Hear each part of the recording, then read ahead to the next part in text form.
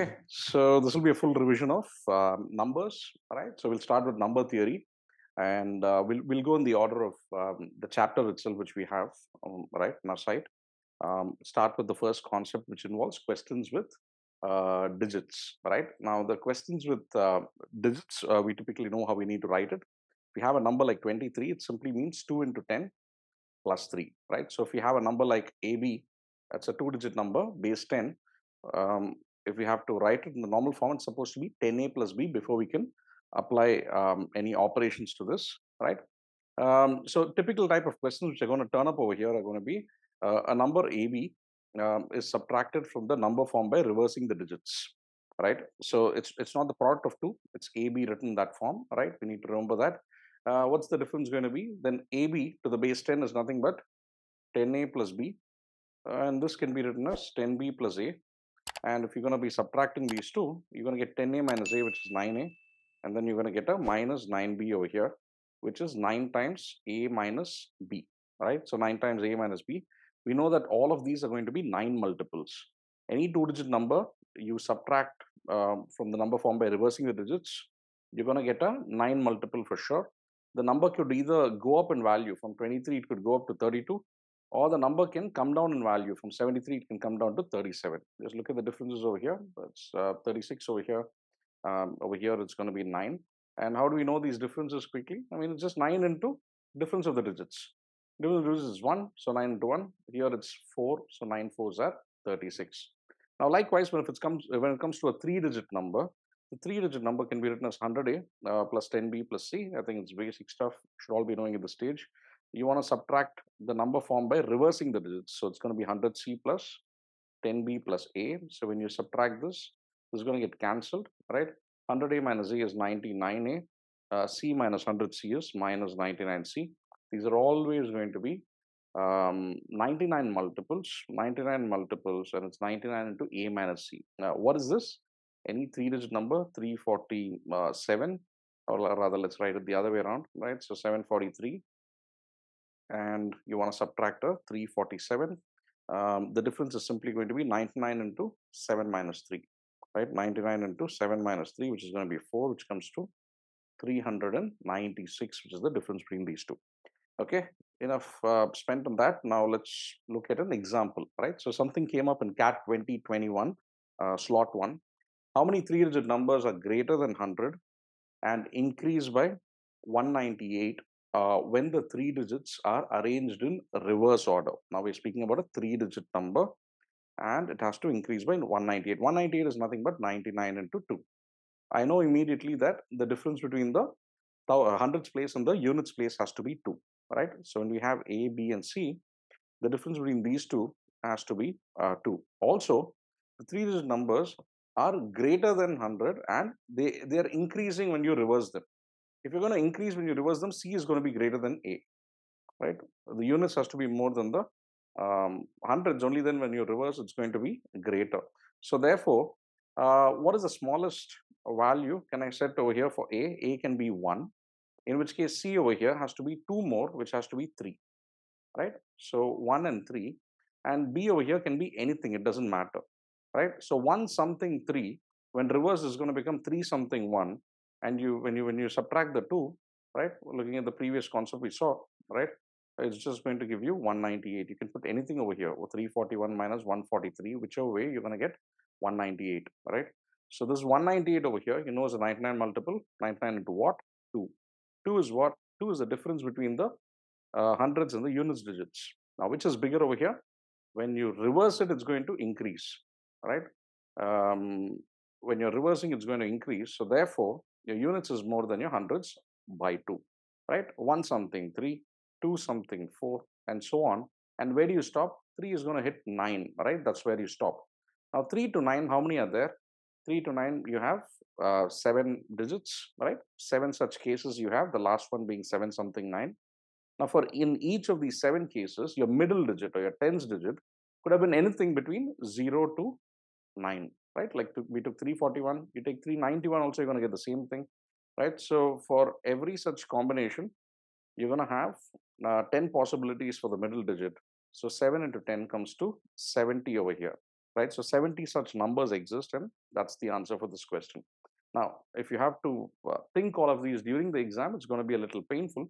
But if you notice that this is 99 into 2, you know the concept well. Three-digit numbers are greater than 100, fine, okay, and increase by 198 when the digits are arranged in the reverse order. They are increasing. So it has to be starting with 1 something 3, right? And then it goes on till where 3 is going to hit 9 first. 3 to 9 is a total of 7, right? 7 such possibilities. And for each of them, 10 ways the middle digit can come. This is a standard type of question. 70 is the answer for this question. Okay. So let's look at the next concept now. Next is pertaining to rational number, right? Or fraction and decimal form conversion. Now, typically, rational number, we've learned it in school, saying that, anything which is written in the P by Q form, where, Q is not equal to 0, and P and Q are going to be integers over here, right? Denominator cannot be 0. The other form we have learned in the lessons is that a rational number is going to be such that when P by Q, you're going to divide and write it in the decimal form. You're going to have recurring decimals, right? Recurring. It's going to start recurring at some point. It can be like 0.34787878 and so on. Then every two digits are going to be recurring after a certain point. This is a rational number. Now, the longer way of solving this, we know that if you're going to have a number like 5.3737 and goes on, and this is going to be given as x. Then to express this in a decimal form, a p by q form, we just need to multiply it with 100 over here. The reason we do it is 2 zeros because we have every 2 digits recurring, so that many zeros we multiply with. Once you do that, you're going to get 537.373737, and bottom minus top is going to be 99x over here. Bottom minus top, the decimal part is going to get cancelled. You get 537 minus 5, and that's going to be 532. So x over here is 532 divided by 99, right? So that's the P by Q way of writing this, right? So any doubts at any of these points, you can just ping into the chat. I'll be monitoring that as well. Okay. Now let's take up an example over here, right? An example, something which is there in the lesson as well. I have a CAT 2000. Some of you might be thinking, hey, CAT 2000 is a long time back. Do these questions repeat? Yeah, I mean, not repeat. The type is pretty much the same. Quant hasn't really changed over the years. So let D be a recurring decimal of the form 0.A1, A2, A1, A2. Every 2 digits are recurring over here. So where this A1, A2 lie between 0 and 9. Further, at most, one of them is 0. Max 1 can be 0, both can't be. Which of the following numbers necessarily produces an integer when multiplied by D? The moment we see something like this, D is equal to 0. If it's going to be 535353, for instance, D is nothing but 53 by 99, right? If before the decimal point is 0 and immediately starts recurring, that many digits you can put over here divided by that many nines, right? Even if you'd have used 100D equals 53.5353, this is what would have happened for you. You subtract these two, you get a 99D, D, and you subtract a 53.5353 from this, you're going to get a 53, and therefore D is 53 by 99. So if this part is clear for you, which we've seen in the lessons, that is, if D is going to be, for instance, once again, 0.3737, then D is simply 37 by 99. So if D is point A1, A2, A1, A2, and so on, then it's going to be A1, A2 by 99, where A1, A2 is some 2-digit number or 1 digit, whatever it can be, right? But this integer divided by 99, what does the question say over here? I want to multiply it with something so that the resultant is an integer, right? Which of the following numbers necessarily produce an integer when multiplied with D? I have to take one of these, multiply, and I should get an integer. 99 should be removed from the denominator. I need the 99 multiple. Only if it is 198 does it perfectly divide and it produces an integer, right? So if you know the decimal and the fraction form, it's going to be useful over here, right? So moving to the next concept quickly. So what do we have here? So we have an even or odd, right? So what are even numbers and what are odd numbers? We have seen these. So one way to look at it is to say that if the last digit is 24680, it's even, and the other way around. You also need to understand that even numbers can be written in the 2k form and odd are in the 2k plus 1. If you have to write it in a number format, this is what it is. Likewise, any number can also be written in a dq plus r form, right? If you take a 14, for instance, and you want to write it with a divisor of 3, what is it? 3 into what is less than 14? 3 into 4 max. And then I have left with the remainder of 2. How do we get that? 14, you divide by 3, we're getting 4 3s are 12, and we're left with 2 as a remainder. The divisor, the quotient, and this is the remainder over here. This is the number itself. So this number 14 equals d into q plus r, right? So if you want to look at a 3k format, numbers can be written as 3k, 3k plus 1, 3k plus 2. By numbers, I mean integers, right? In positive or negative. All positive or negative integers definitely are in one of these three formats, right? Why is that so? When you divide by 3, what are the possible remainders we can get? We can either get a 0 or a 1 or a 2. That's it. There's nothing else possible. If we go for the next digit 3, 3 is divisible by 3, right? Perfectly. It's again going to be 3k. So all numbers can be written in a certain format. You're looking for a 3k series, there are going to be 3 such ways. If it's a 10k, then there are going to be 10 such ways. 10k, 10k plus 1, and so on till 10k plus 9. As I'm starting with 0, 0 to 9 is going to be 10 ways, right? So we got to know that. Okay, so a quick example now. 4807 when divided by x leaves a remainder of 7. Okay, what is the largest 3-digit number that x can be? Now 4807 has to be divided by x, right? We'll be looking at remainders in detail soon, and that is giving me 7. So what's the largest 3-digit number this x can be? X over here is nothing but the divisor, right? Divisor. Okay. So how do we go about this? If you write 4807 in the dq plus r format, dq plus the remainder over here 7, I know that divisor into quotient should be equal to, take the 7 there and it comes to 4800. Now 4800 is a product of divisor and quotient. Now the divisor x over here, we need to find what is going to be the largest 3-digit number which x can take, right? X or the divisor over here. What's the largest 3-digit number it can take? So write 4800 as, again, you can write it as 1 into 4800, 2 into 2400, right? As you express it as a product of two integers, with this increasing slowly, the other is going to start falling drastically, right? So 3 into 1600, you're already very close to 1000. 4 into 1200, once you know that, you don't even need to write it. 5 is when it becomes 960, right? For the first time, it drops below 1000. So what's happening over here, when you write a number as product of two numbers, starting with 1 into 4800, then 2 into, and you come down, one is going to, the left-hand side is going to increase slowly, the right-hand side is going to, the term on the right is going to drop significantly. So 960 over here is the largest 3-digit number, which is perfectly divisible by 480. Therefore, 960 is the largest 3-digit number, which when divided by 4807 will leave a, which will divide 4807 to leave a remainder of 7. Yeah. Okay. So quickly moving on to the next concept over here. The next concept over here are a bunch of things which I need you to memorize, right? So the algebraic formulae over here, you should be, just go through that table and make sure that you memorize these well, right? So what do we have over here? The first basic or most important formula over here is that of a plus b whole power n. You should know it, right? So nc0 a power n b power 0 plus nc1 a power n minus 1, b power 1. You should note that the sum of these two should be n, and nc1, whatever you have here, n minus 1 you write over here, and 1, this 1 over here you write over here, and goes on. Your last is going to be ncn, and you're going to have a power 0 b power n, right? So that's one important identity. Another is a power n minus b power n, right?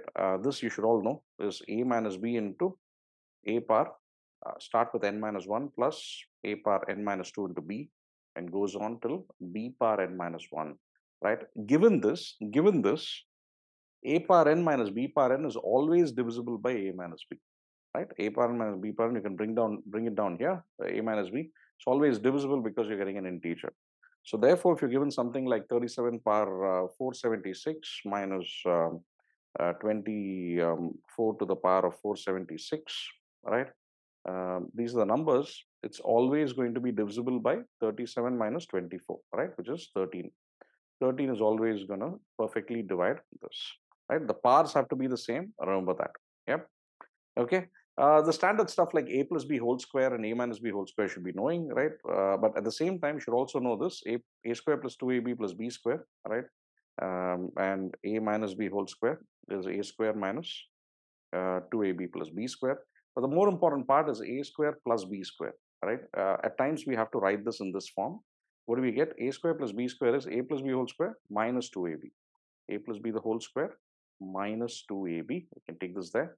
Or it can also be written as a minus b whole square.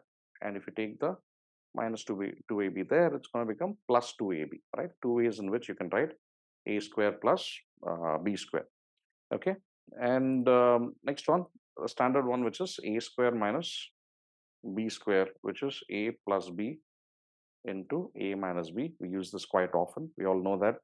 A few other you should remember are, I'm not going to get into detail, a plus b whole cube, a minus b whole cube, right? A cube plus b cube plus 3ab into a plus b. Here it's going to be a cube minus b cube minus 3ab into a minus b, right? Switch all the pluses to minuses and you get this, right? And a cube plus b cube, right? It's going to be a plus b into a square minus ab plus b square. And when you have a cube minus b cube, right? So then you're going to have which is a minus b, right?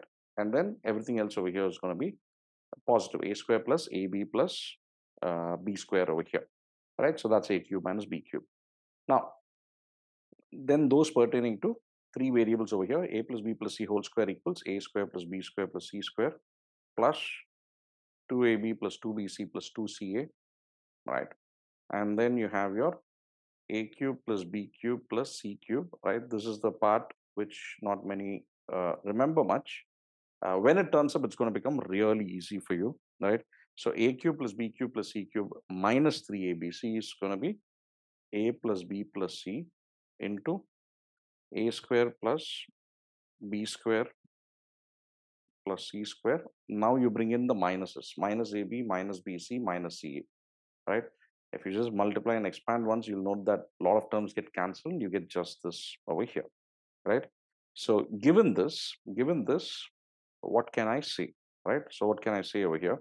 If a plus b plus c equals 0, right? If a plus b plus c equals 0, then this right hand side over here is becoming 0, 0 into something.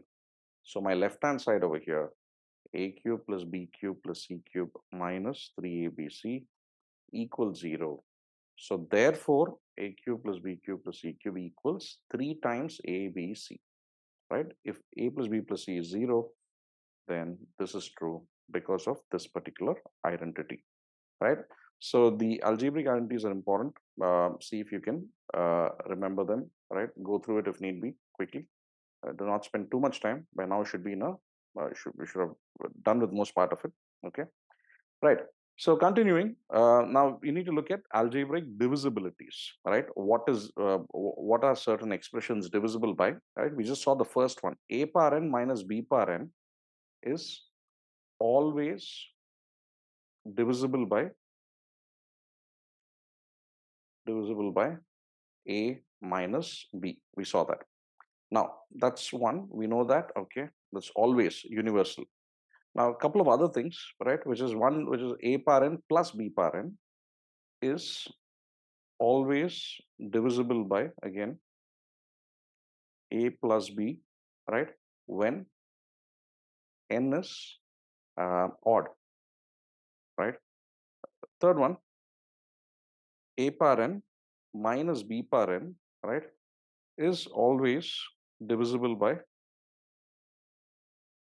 a plus b, right? We're looking at a plus b over here. We're done with the minus above, right? A plus b when n is even, right? So this is the part which you need to be careful with and remember, right?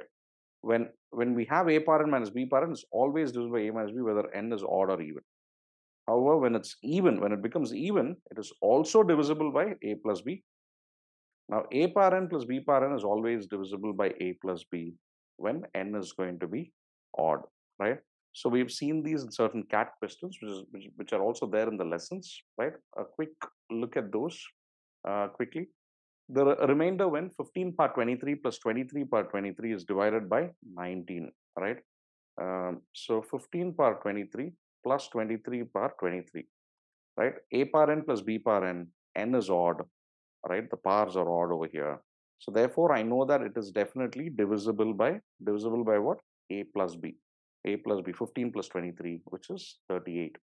If the number is definitely divisible by 38, then it is also divisible by the factors of 38. 38 is what? 2 into 19.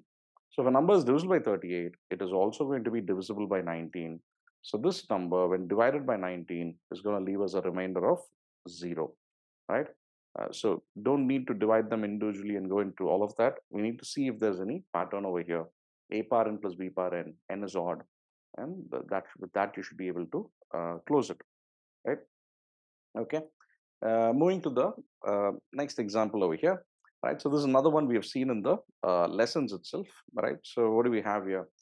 We have 30 power 65 minus 29 power 65 in the numerator.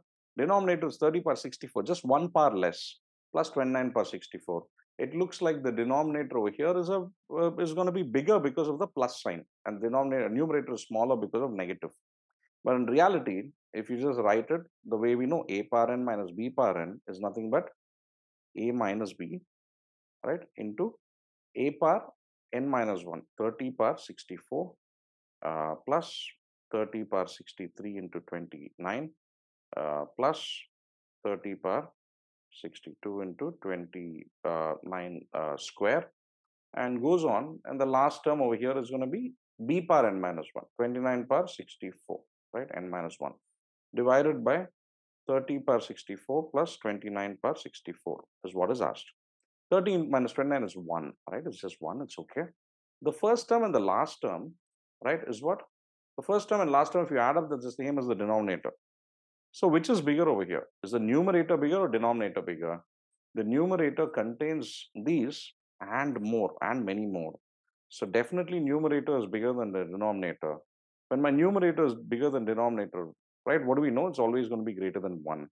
So therefore, r over here is greater than 1. That's it. So look to express it this way, and you should be able to get the answer, right? Okay, moving to the next thing. You all have the speed math module over here. So please use that. Please go through it, tables, squares, and higher powers, right? So it's quite important. There is an interesting question which turned up in the CAT 2019 paper, right? 19 paper. I will just put that up now, and let's see if you can solve it, right? So this is important, right? We should know this. If 5 power x minus 3 power y equals 13,438, right? Some of us would have seen it in the class. And 5 power x minus 1 plus 3 power y plus 1 is 9686. Then x plus y equals what? It's type in the answer question, right? So how do we go about something so big? So if you know the higher powers and everything, right, it's going to be really useful. 5 power what is going to be 5 power something, and you have to subtract 3 power something, and you have to get 13,438. If you know 5 power 5 is 3125, 5 power 6 over here is 15,625, right? And you subtract a 3 power something, right, to get 13,438, right? 3 power what is 2000 something, 3 power 7 over here is 2187, right? And looks like it, right? You can use a calculator, or if you don't have too much time, you can notice that, 5 minus 7 over here, 15 minus 7 itself is 8, and it's going to work out to that. And a quick check on the rest, right? 5 power x minus 1. If it's going to be 5 power x minus 1, it's 5 power 5, and 3 power y plus 1, 3 power 8. If you remember those as well, that's given to you, then that's it. If you add these up, you're going to get 9686. That's it. So x has to be 6, y has to be 7. 6 plus 7 over here comes to 13. That's the way to do it. So if you know these, it's going to be helpful. This was a 2019, I think, slot 2 paper, right, from the CAT exam. Yeah, so it's going to be really useful. So please make use of this, right? So moving to the next concept over here, which is going to be pertaining to primes, right? So primes. Um, Now primes, we know that, a few basics we need to remember. If you have to list them out, you're going to have 2, 3, 5, 7, 11, 13, 17, 19, and so on, right? Should be able to quickly list them down. We also know that the from 1 to 50, there are a total of 15 primes, and from 51 to 100, we're going to have 10 primes. So the number of primes which are going to be from 1 to 100 is going to be 25 primes, right? There are 25 primes between 1 and 100, right? So a few other things we need to note listed as points over there in the lesson. No pattern has been established, right, for the occurrence. We can say that, it's going to be reducing, but we don't know as to, there's no formula to predict the next prime. Now, all prime numbers are odd numbers, right? With the exception of 2. 2 is the only even prime number, and that is the smallest prime number as well. 1 is neither prime nor composite. 1 is not prime or composite, right? 2 over here is the smallest prime number, and it's even. All prime numbers with the exception of 2 and 5. 2 and 5, the only prime numbers which are not going to be ending with 1379. The rest are going to be ending with 137 or 9. As I said, 15 prime numbers less than 50, 25 less than 100. All prime numbers over here, other than 2 and 3, can be written in the form 6k plus 1 or 6k minus 1. Because the rest of them, which are 6k, 6k plus 2, 6k plus 3, or 6k plus 4, 3 of them are going to be even, and this is a multiple of 3. So therefore, all primes other than 2 and 3, the exception of those two, can be written this way. Last one is important, right? So this is something which can turn up in exams where they're going to tell you that a plus b equals 39, right? Um, how many different, where a and b are going to be primes, how many solutions exist for a comma b, right? How many solutions exist for a comma b, ordered pairs, such that a plus b equals 39.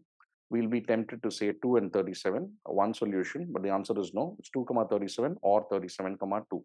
Remember it, be careful. When they're saying ordered pairs, satisfying something like this, if you can write it as 2 comma 37 satisfies also 37 comma 2, they consider it as two different solutions, right? So that would become the answer.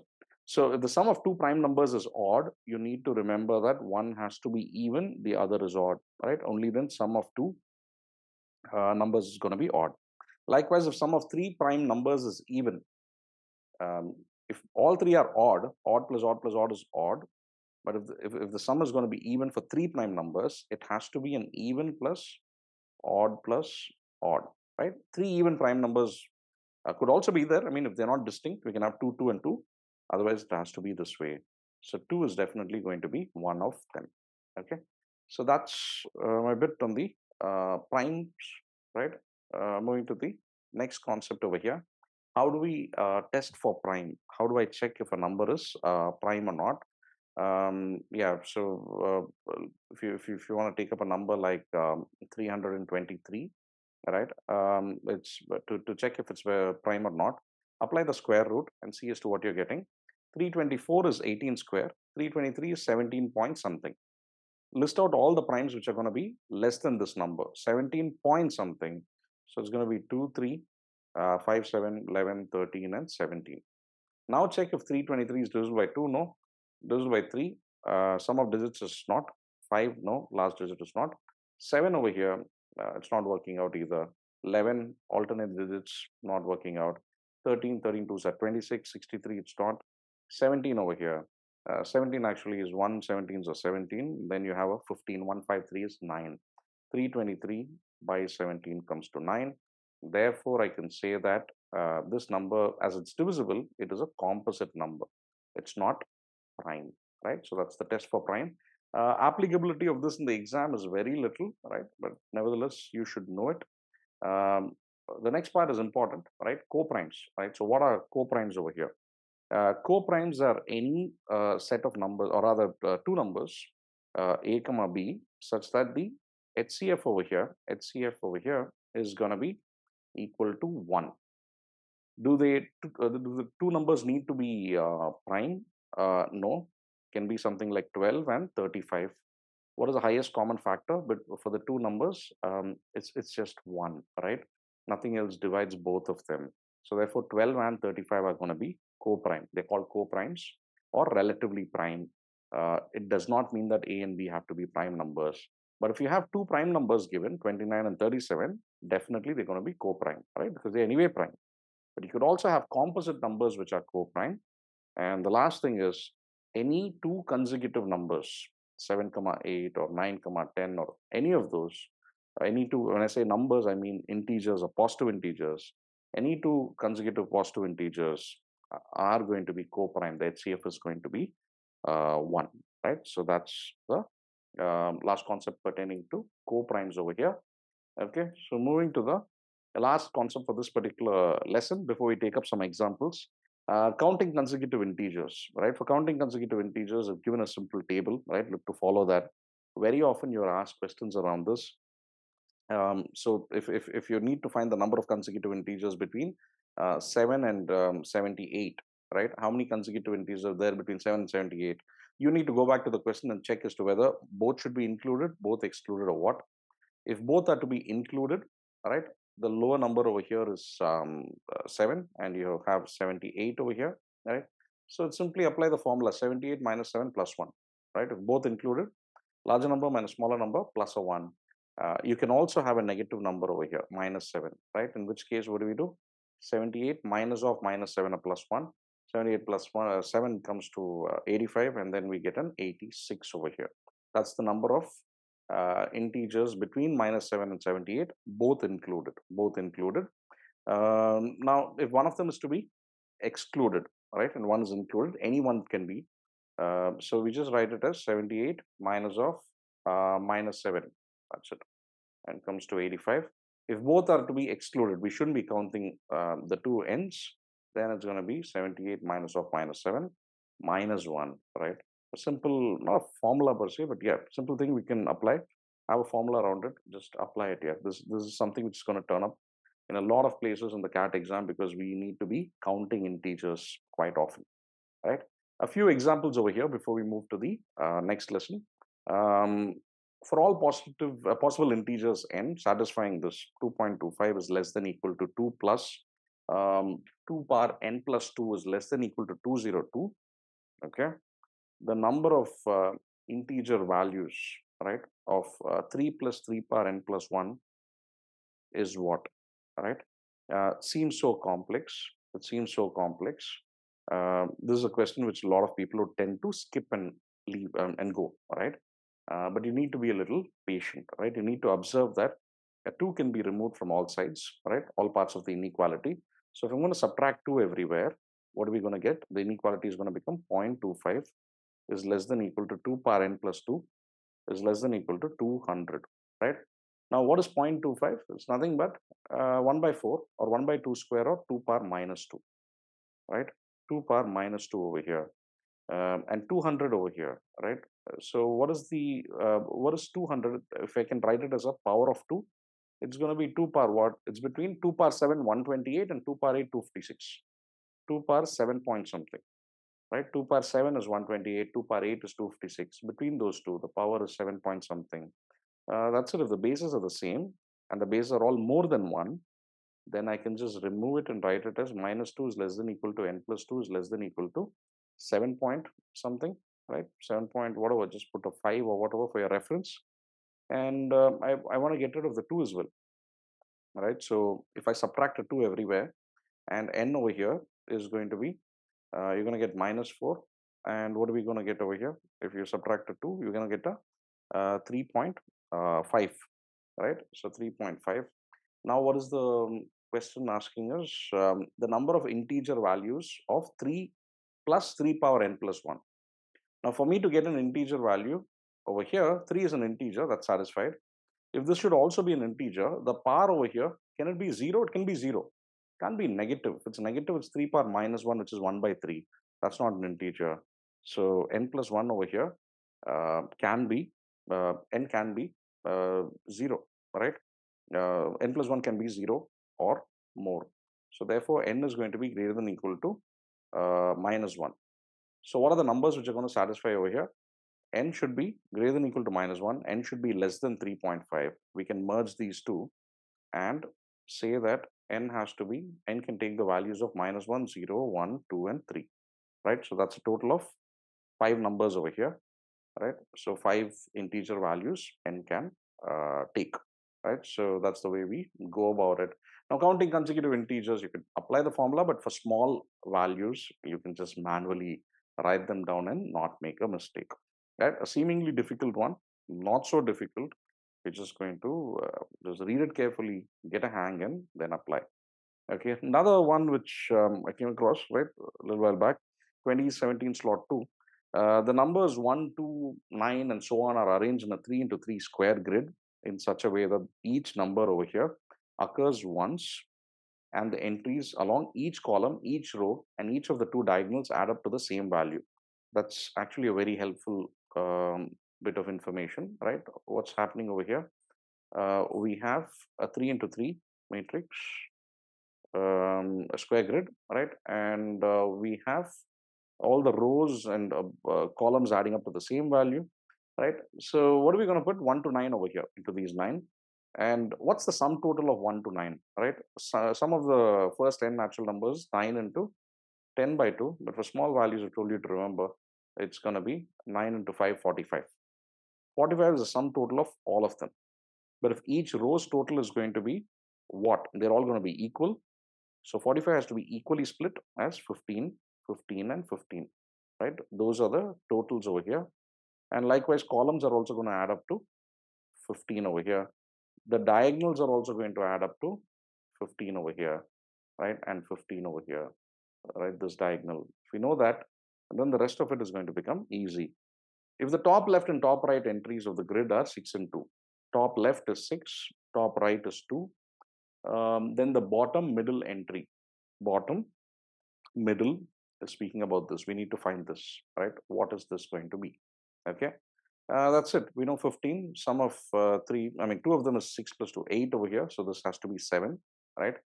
How do we proceed now?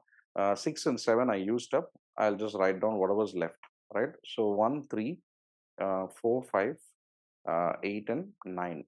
So 2 plus 13 is going to give me 15. 2 plus 13, I can get 9 and 4 or 8 and 5. Okay. 7 plus what? 7 plus 8 is going to give me 15. 8 can be formed by 5 plus 3 only. 4 and 2 fours are not there. Only 5 and 3. There's no other way. So 3 slash 5 and 5 slash 3. Okay. And then we can look at a diagonal, right? So if it's going to be 6 and 3, 9, 6 plus 3 is 9. Then I need a 6 over here to bring it to 15, right? Or 6 plus 5 is 11 and I need a 4. Now, numbers can't be repeated. If I have a 6, I can't have a 6 again. The first one is not allowed, right? So knock that off. And that's it. This number is 3. We can just write that and keep moving. In case you're not sure, you just want to be doubly sure. 2 plus 4 is 6. You're left with a 9. 9, 5, 14. You're left with a 1. 7 over here, we're left with an 8. All of them are unique. And it's all going to add up to 15, right? So that's the way to solve this. Moving to the next one, right? A couple more examples before we move to factors and remainders. The product of 3 consecutive positive integers is 15,600. Okay. Then the sum of the squares of these integers is going to be what? Now, these are 3 consecutive positive integers, right? 15,600. You need to note a few things. There are 2 zeros over here. Okay. And 156, for those who know it, it's 12 into 13. And then we have 100, right? 100. It's already a product of 3 integers. But if they have to become consecutive, I have to move certain things. I have to get them closer to each other. It's going to be greater than 12 or 13, less than 100, right? So try out some values. Try out some values. What is going to have 2 5s in it? A 25. I need a 25 multiple for sure. In 3 consecutive integers, only one of them is a multiple of 5. I don't want it to be a multiple of 5. It has to be a multiple of 25 because I'm getting 100, 25 into 4. So if it is 25, what are the other 2 numbers over here? I want a multiple of 13 as well. Is a multiple of 13 next to 25 somewhere? Yes, it is 26. I want a multiple of 12. Yeah, 12 I have over here, 24. It looks like it, right? Quickly multiply and check. 24 is nothing but 12. 26 if I write it as a 13 into 2, right? And 24 is 12 into 2. I'm left with a 2 into 2 over here with 25. And that is coming to 100 over here. And that's it. So 24 into 25 into 26 definitely isn't. The three consecutive positive integers, when multiplied, gives me 15600. No forming quadratic equations over here, or in fact, cubic over here in this case. It's not going to help, right? Not required even. We know they are all integers we are working with. Now, what is the sum of the squares of these integers? 24 square. If you have memorized, it's going to be helpful, right? And 676 over here. Then you just need to add them up, right? 12 plus 5, 17, and 1 carry up 14, and you're going to get a 7 and 18 over here. 1877. Option 4 becomes the answer. Okay. Moving to the next question. What do we have here? The product of two positive numbers is 616. Okay, two positive numbers adds up to 616.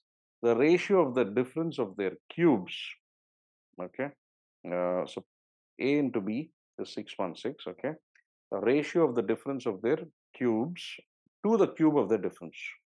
Difference of their cubes is A cube minus B cube divided by cube of the difference.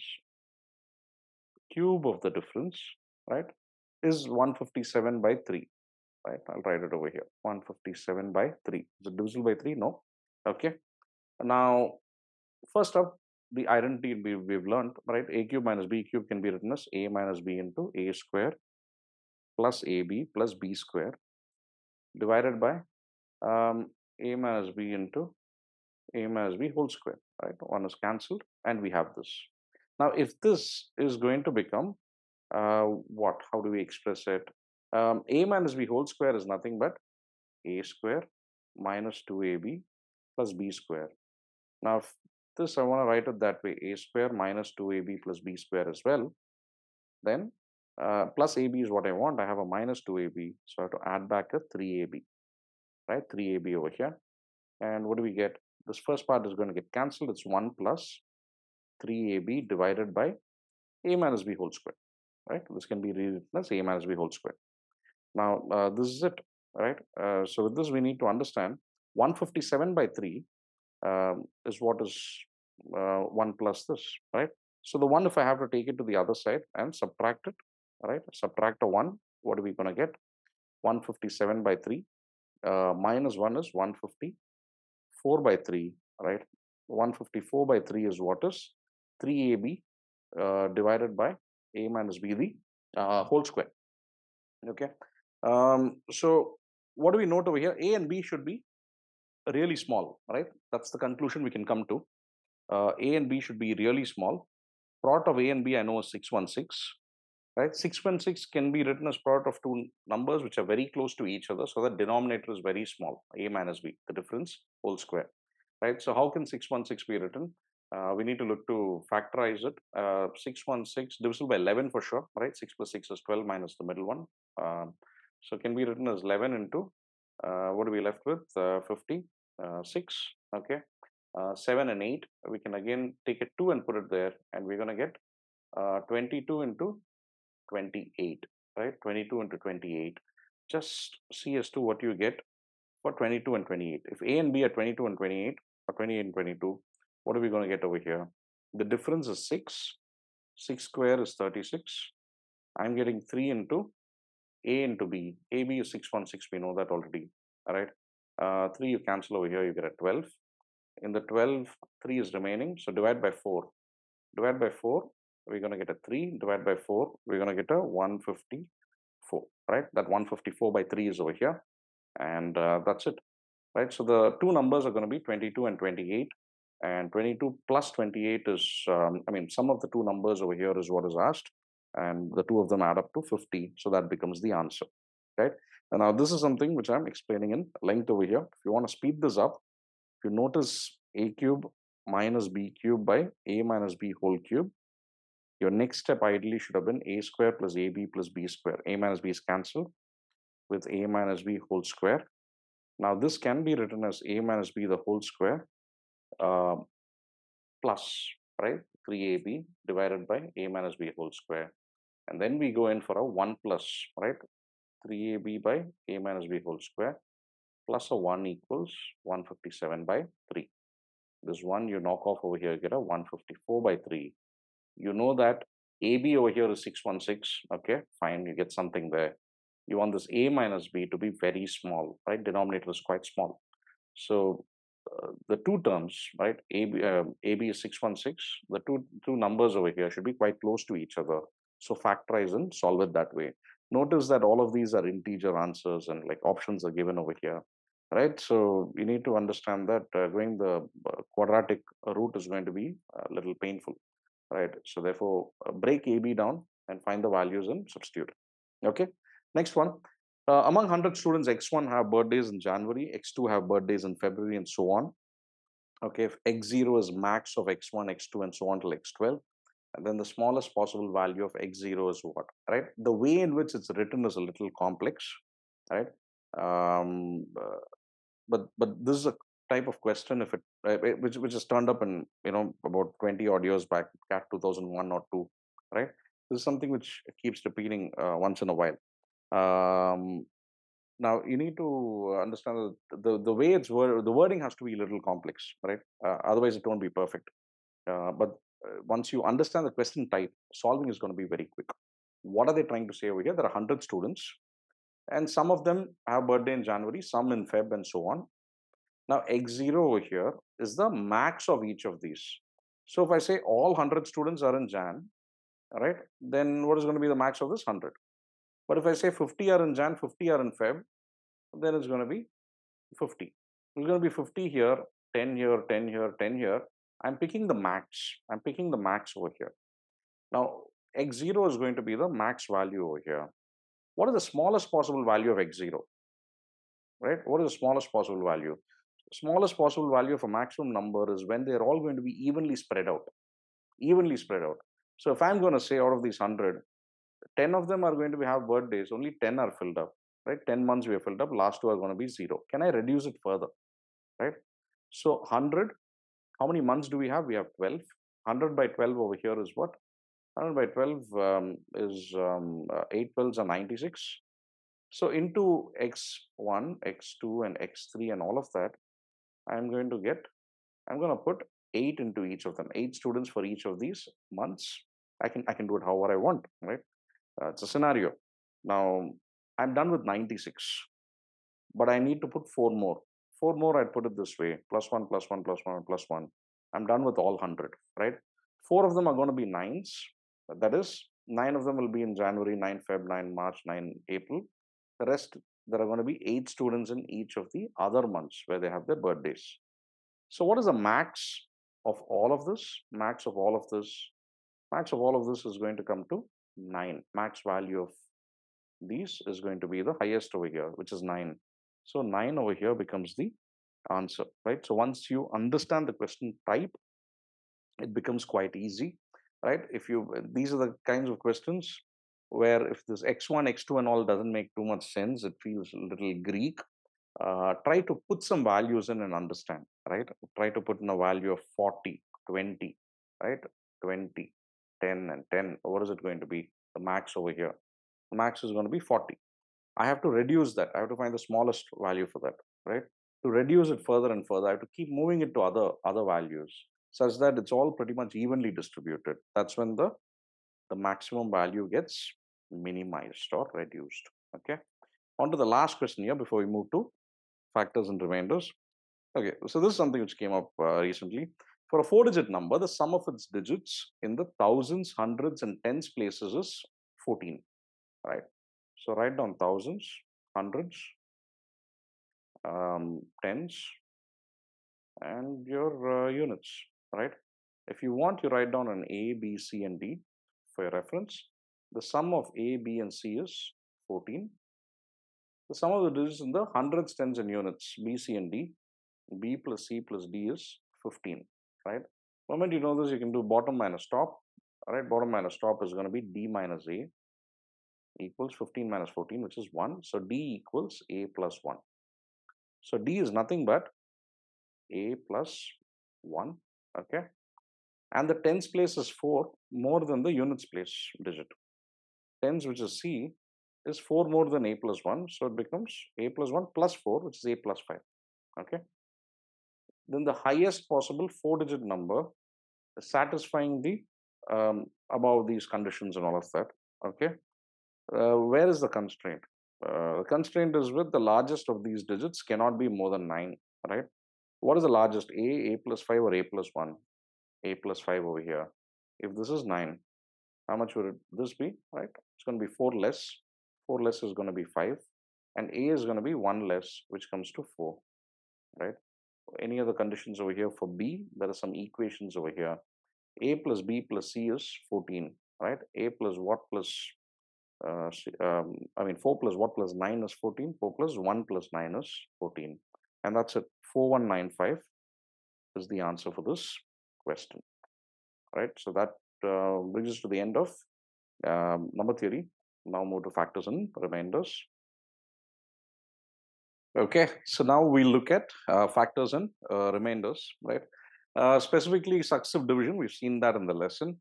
This can be applied when the numbers are big and they're quite close to each other. Is it something which is which commonly turns up for us to apply? Not really, but any which ways, the same example from the lesson. What is the HCF of 432 and 204? All right, the smaller number we put here, 432 over here. 2 times 204 is going to be 408, right? And then you subtract and you get a 24. 204 over here. 8 times 24 is going to be give us 192. 12, and you bring down 24 from there, and we're getting now it's perfectly dividing, right? And we're getting 0 as the remainder. When we get 0 as the remainder, we stop. The last divisor, right, becomes the HCF.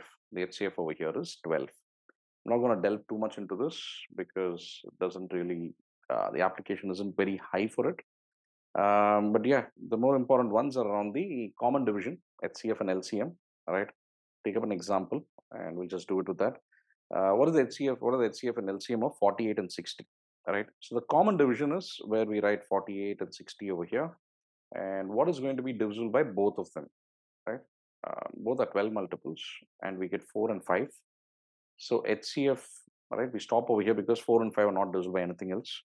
HCF is the largest common divisor, 12. LCM is nothing but the product of all of these, 12 into 4 into 5, right? 12 into 4 into 5. And we get 48, right? Which is nothing but 48 into 5, which comes to 240, right? So 12 and 240 are the answers. But can we get this 240 a lot quicker? Yeah, definitely, right? So once you note that the HCF over here is 12, right? You take one number as it is, 48, and multiply with what you're getting after dividing this by 12. You get a 5. That's what it was. What is it again? Take one number, take the other number and divide by HCF, right? Which is 12. The uncommon part, what is not there, is 5. So it's 48 into 5. Or take 60. 60 is 12 into 5. And this is what? 12 into 4. Take the 4 and multiply over here and you get your 240. Right? You can do this.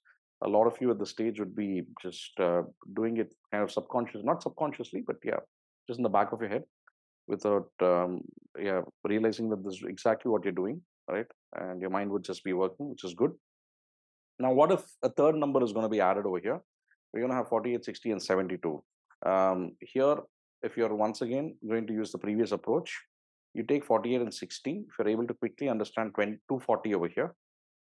Now, along with 240, you have a 72. And 72 is 24 into 3. This is 24 into 10.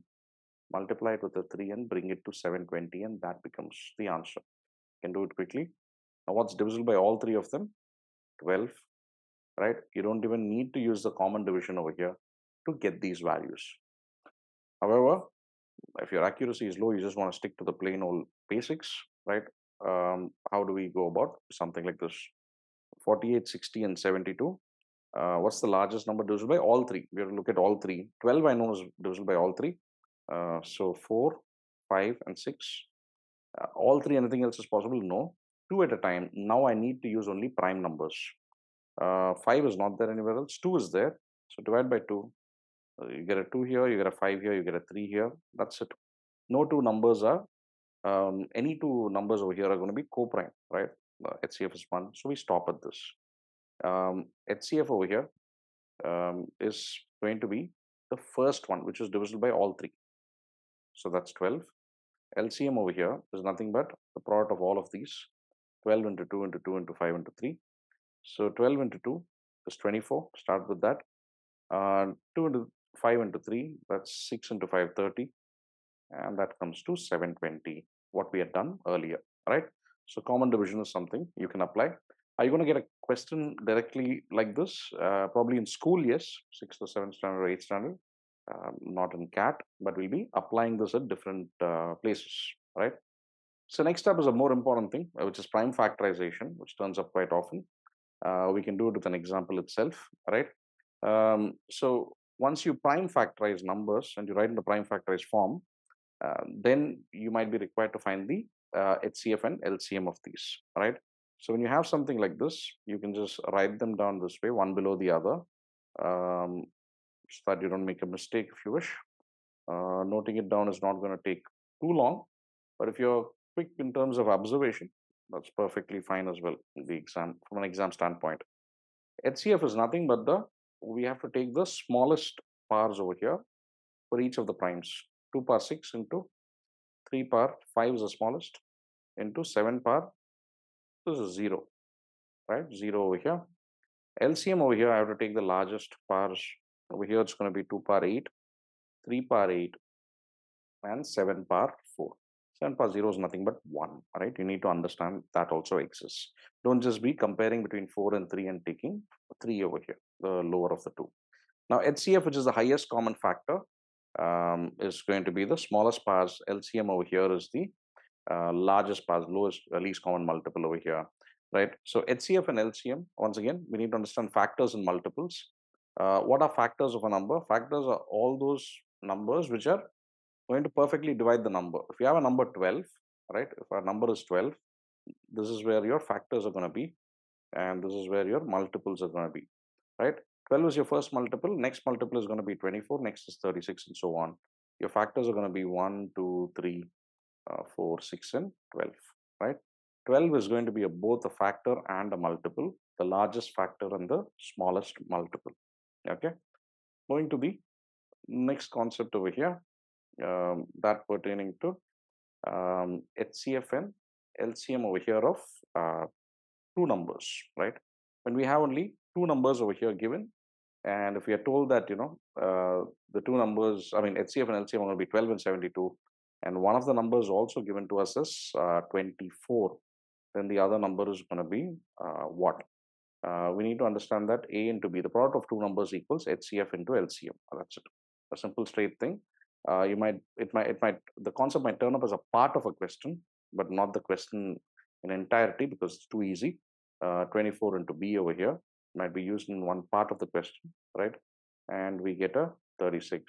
So the other number over here is going to be 36, right? So it's a simple concept. Product of two numbers is nothing but the product of their HCF and LCM. Once again, the numbers over here are integers or positive integers. That's the world we are operating and working on.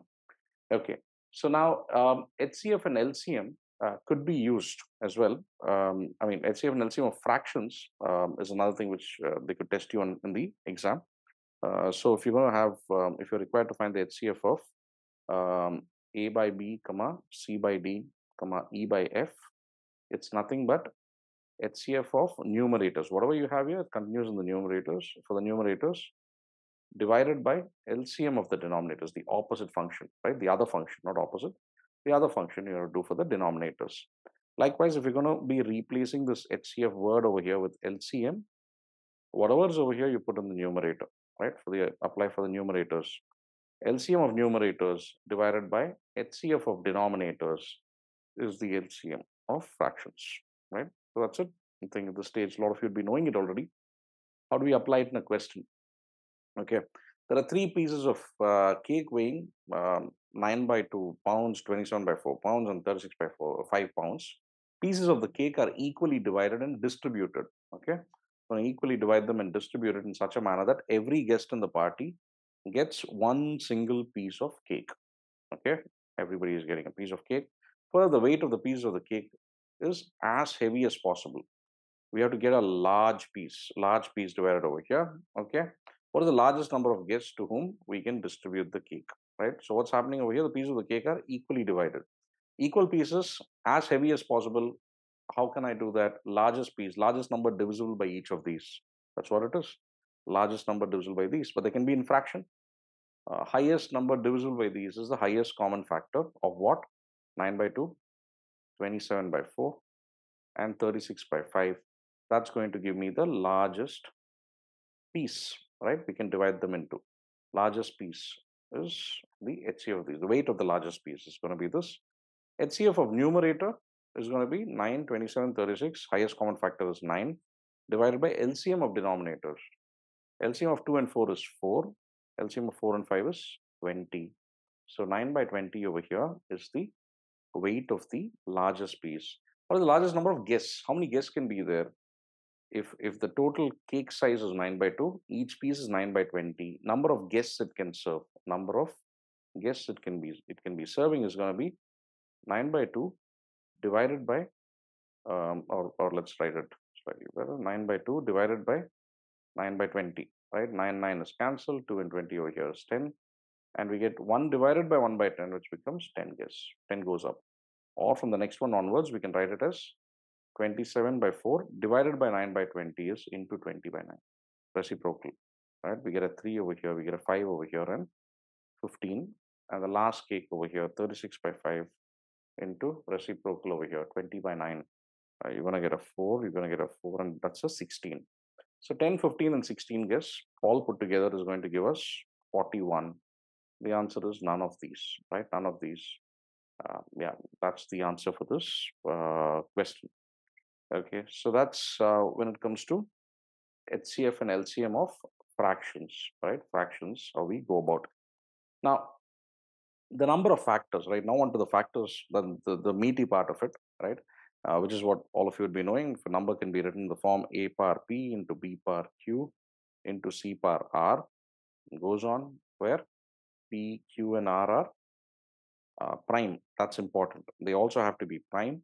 Then the number of factors of this number equals P plus 1, right? Not going to get into the proof and the explanation of that. P power plus 1 into Q plus 1 into R plus 1, right? All the powers plus 1. But you need to remember this. A lot of people miss out on this.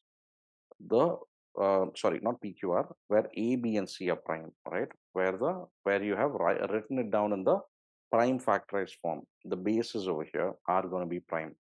Where A, B, and C are prime, that's the condition. Only when that happens, you write the number in the prime factorized form. Only then can you apply this formula to say number of factors is P plus 1 into Q plus 1 into R plus 1, right? So that's important. So once again, any natural number represented in the form A power P into B power Q to C power R, where A, B, C are prime numbers, right? They have this many factors that are natural numbers. Because one can say that, you have negative numbers divisible as well. So therefore, if you're looking at only positive integers or natural numbers, this is the case. And the question will typically qualify. But if we're not saying natural numbers, just saying integers, right? That means you just need to multiply it with 2, because for every positive integer, we also have a negative integer. So the number of factors is going to be this into 2, right? The negative integer should also be considered. But typically in the CAT, and so far we've seen only positive integers being asked. Anytime we should be ready with the other way around as well, right? So let's take up a simple example and see as to how to do it, right? So how many factors are there for 10 power 4 into 6 cube into 45 square? We need to find the factors over here. Quickly, power plus 1, 5 into power plus 1, 4 into power plus 1, 3. No, can't do this. Conditions are important. Are these prime? They are not. So we need to prime factorize them. It's been written in some form, right, with some exponents, not in the prime factorized form. How do we do that? 10 power 4 is nothing but 2 into 5 whole power 4. Next is 2 into 3 whole cube. And the next is 3 square into 5 whole power 2, right? In the exam, you should be, I mean, if you're quick, you can directly deduce from this. You know, it's a 2 power 4 into 2 cube. That's a 2 power 7. Or you can look over here and do it. What about 3 over here? 3 power 4, 3 square whole square, right? So 3 power 4 and a 3 cube gives me a 3 power 7 as well. What about the 5s? 5 square, 5 power 4. That's a 5 power 6 over here. 5 power 6 over here. So how many factors are there for this number? Number of factors. And by factors over here, I'm speaking about positive integers, right? Should have been a little more clear probably. But number of factors when typically asked referring to positive integers is going to be power plus 1 into power plus 1 into power plus 1. 8 into 8 is 64 into 7, 420 plus 28, 448 becomes the answer for this question, right? So number of factors. So remember again and again, prime factorize they have to be, otherwise you're just incorrect, right, with your approach. What about number of odd factors for a number and even factors, right? We'll take up this example, but before that, number of odd factors of a number. So if we have a number written as 2 square into 3 cube into 5 power 1, odd factors over here is what? I don't want 2's over there. Ignore the 2's, refer to the rest. What do we get? Power plus 1, 4 into power plus 1, 2. That comes to 8. What are the total factors? Total factors is going to be, we need to consider 2 squares. So power plus 1, 3 into 4 into 2, which comes to 24. Or even factors over here is nothing but total minus odd, right? Total factors, all numbers, all factors are going to be odd or even. If 8 are odd, the remaining 16 are going to be even over here. And that's it, right? 16, subtract over here, total minus odd. So likewise, for this particular example, how do we find out? Do not directly get into the powers. Need to check for the bases. Are they primes? No. So 2 power 4 into 2 cube is 2 power 7. I'm left with a 3 cube into a 5 square, right? Into a 5 square. And what are we getting over here? Now, how many odd? So can go for the total factors. Total factors over here, power plus 1, 8 into 4 into power plus 1, which is 3. That's going to give me an 8 into 12, 96. Even factors over here. Sorry, odd factors to begin with, right? Ignore 2 power 7, 3 cube into 5 square, that's going to be 4 into 3, 12. Even factors over here is going to be 96 minus 12, which is 84. Now, is there any way in which we can directly get even factors from this? Yeah, the formula or rather observation is this. For the rest of them, take power plus 1, 4 into 3. But for 2 alone, 2 power 0 is not allowed. So you have to go with 7 itself. Not 7 plus 1, but 7 itself. 7 into 4 into 3 will also come to 84. In case this is fine, you can logically understand it, use it. If not, at this stage, you can just go for total factors. Minus odd factors is even. And how do I find the odd factors? Ignore the 2's, find the number of factors. And that's it. That's the answer for this question. Huh? 12 over here, 12 odd factors and 84 even factors. Okay. Move to the next one. The next concept over here is that pertaining to factors that are perfect squares or cubes, right? So factors that are perfect squares or cubes, if we're going to be given a question like, let's say 2 power 7 into 3 power 6, how many perfect squares, right? How many how many squares of positive integers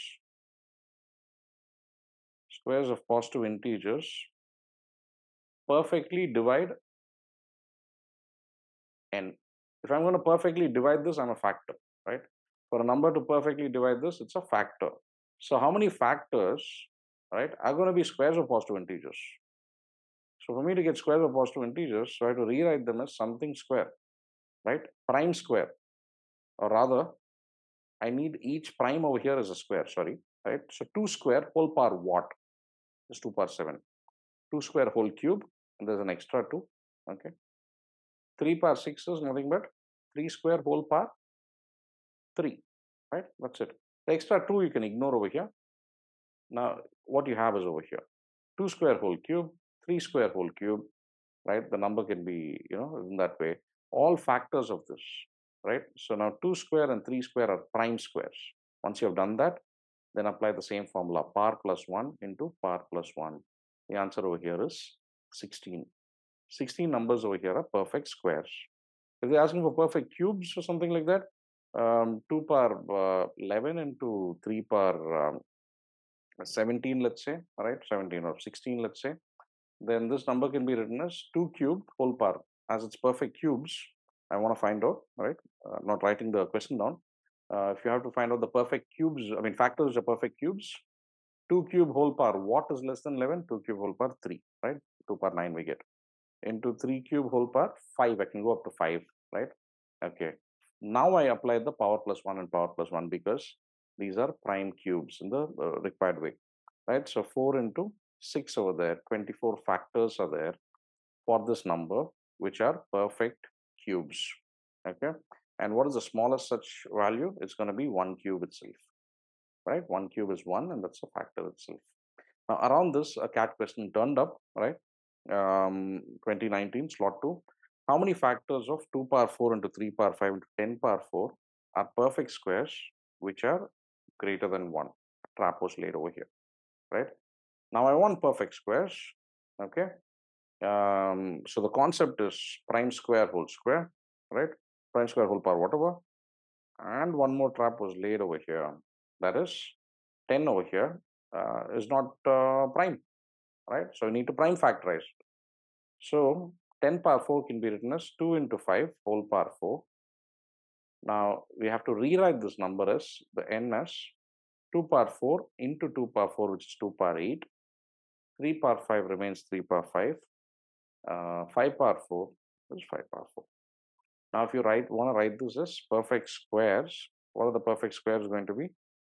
2 square whole power 4, 3 square whole supports up to square, 5 square whole square, right? The extra 3 we can write separately or ignore it also, doesn't matter. Once we have written in the prime square format, the number of factors over here is going to be what? Power plus 1, 5 into the power plus 1 into the power plus 1, and that's 5 into 9, 45, and was a type in the answer. And then there is last bit of wordings over here in this question. They're saying which are greater than 1. They don't want 1. They want it to be greater than 1. If I'm listing out all the factors, my factors will start from 1, but they don't want 1. Is 1 a perfect square? Yes, 1 is a perfect square. So therefore, it would have been counted in this 45. So that 1, which is a perfect square, which has been counted in this 45, has to be subtracted. And 44, therefore, becomes the answer for this question. Now, is this tough? Conceptually, yes. In terms of solution solving, hardly anything. In terms of conditions to be applied, yes. So quant over here, short questions could still be loaded with conditions. Every few words could mean another extra condition which is being added. Okay. Moving to the next concept over here, where we need to expressing as a product of two positive integers, right? I will just take it up with some examples over here. In how many different ways can 24 be written as a product of two positive integers? Okay, 24 over here can be written as, try to manually go about it, 1 into 24, 2 into 12, 3 into 8, 4 into 6 over here, right? Done. So you can just write 4 ways, right? 4 ways it can be written. But if you want to build a formula around it, 24 is nothing but 2 cubed into 3, number of factors equals power plus 1 into the power plus 1, which comes to 8. The number of ways in which you can write as a product of two positive integers, right? Two positive integers is nothing but number of factors divided by 2, which is 8 by 2, which is 4. 24 is written as 1 into 24, smallest into largest, second smallest, second largest factor, and so on. If you have 8 factors, you can write it in 4 ways. That's it, right? That's for the product of two positive integers. If the question just says product of two integers, not positive, can also be negative. How? You can also write as -1 into -24, minus 2 into minus 12. Two minuses become a positive, right?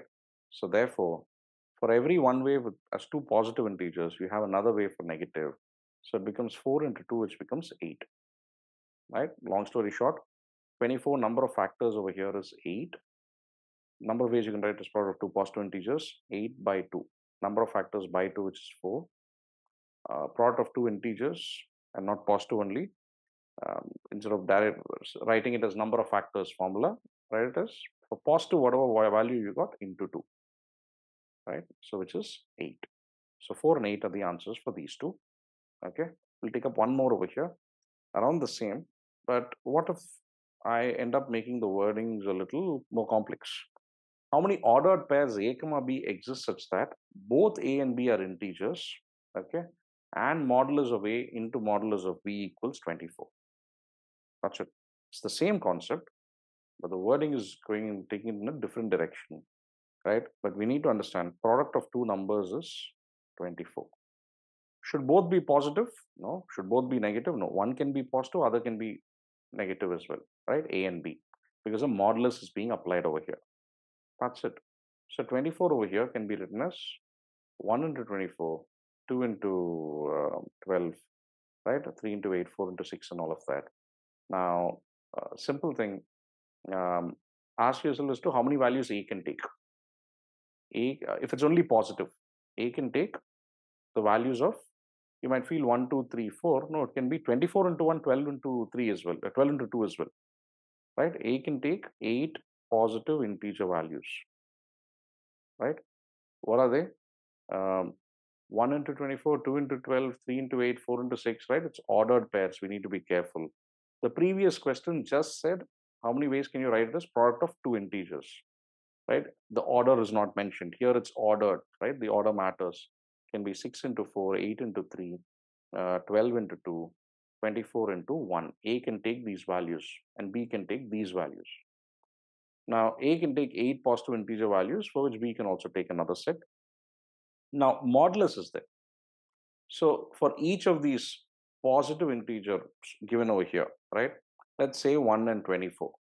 You have mod 1 into mod 24. You can also have mod minus 1 into 24 plus 24. You can also have mod minus 1 into negative 24. You can also have um, 1 into minus 24, right? 4 ways, right? 2 where this is negative, and 2 where it's positive, right? The other can come. So in the sense, A can come for every such pair identified. A can be written in 2 ways, B can be written in 2 ways, positive, negative, and positive, negative. That gives me another 4 ways, right? So 8 positive integer values. Once you identified, each of those can come in 4 ways, plus minus and plus minus. The answer over here becomes 32.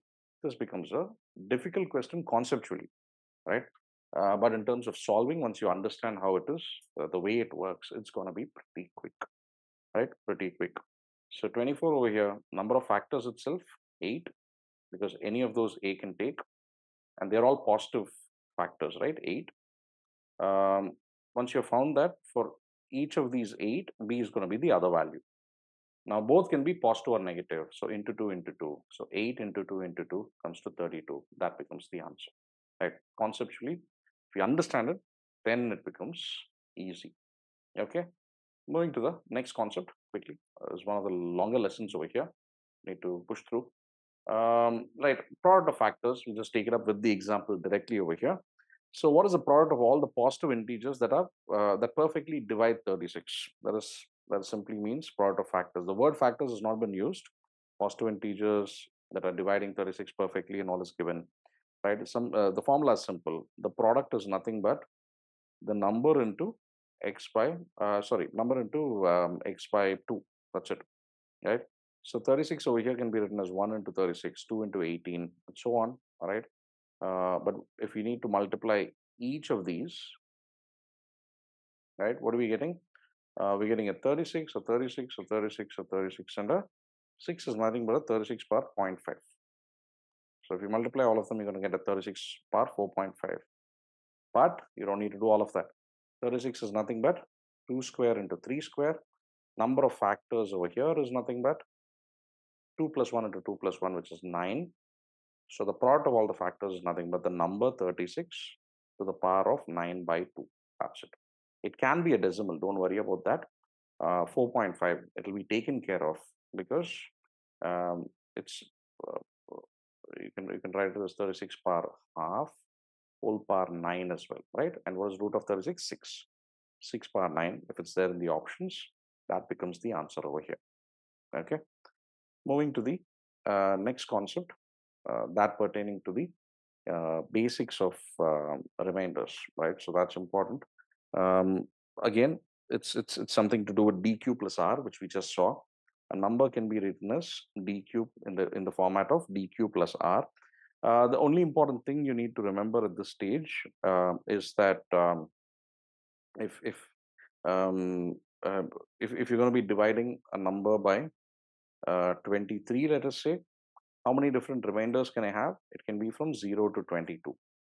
The number of different remainders is going to be 23 remainders. Whatever is the divisor, that many remainders I can have. It's going to be 0 to 22. But if all numbers in a number system has to be written in the 23k format. Now, what is this 23k? Divisor 23, 23 into some quotient. I don't care, right? Then what are the possible formats? 23k plus the first remainder 0, 23k plus 1, 23k plus 2, and so on till 23k plus 22, right? This is used quite often, this format, especially in questions pertaining to progressions. It'll be quite handy, right? So therefore, just remember and see if you can write down numbers in this manner when it comes to solving some of the questions. Okay. Now, HCF concepts with remainders, right? HCF concepts with remainders. The first major concept over here, in fact, we just take it with a couple of examples, right? Um, Something not pertaining to remainders per se, but yeah, this is a ZAT question. A chocolate dealer has to send chocolates of 3 brands to a shopkeeper. All the brands are packed in boxes of same size. The number of boxes to be sent is 96 of brand A, 240 of brand B, and 336 of brand C. These boxes are to be packed in cartons of same size, containing equal number of boxes. Okay. So you have a huge carton, right? Visualize. Within that, you're putting small boxes, right? You're putting inside. There are 96 boxes of brand A, 240 of brand B, and so on. Okay. Each carton should contain box of the same brand of chocolates, and they're all same size. Equal number of boxes are to be can be fit inside, and in one carton, each carton, boxes of same brand has to be used. So if this is a brand A, only brand A can be used. Fine. What could be the minimum number of cartons that the dealer could use? If I want to use very few cartons, I have to put a lot of boxes. If I want to put a lot of boxes, right? If there are 96 and I have to equally distribute them with nothing remaining, right? Nothing remaining over here, what do I do? What do I do?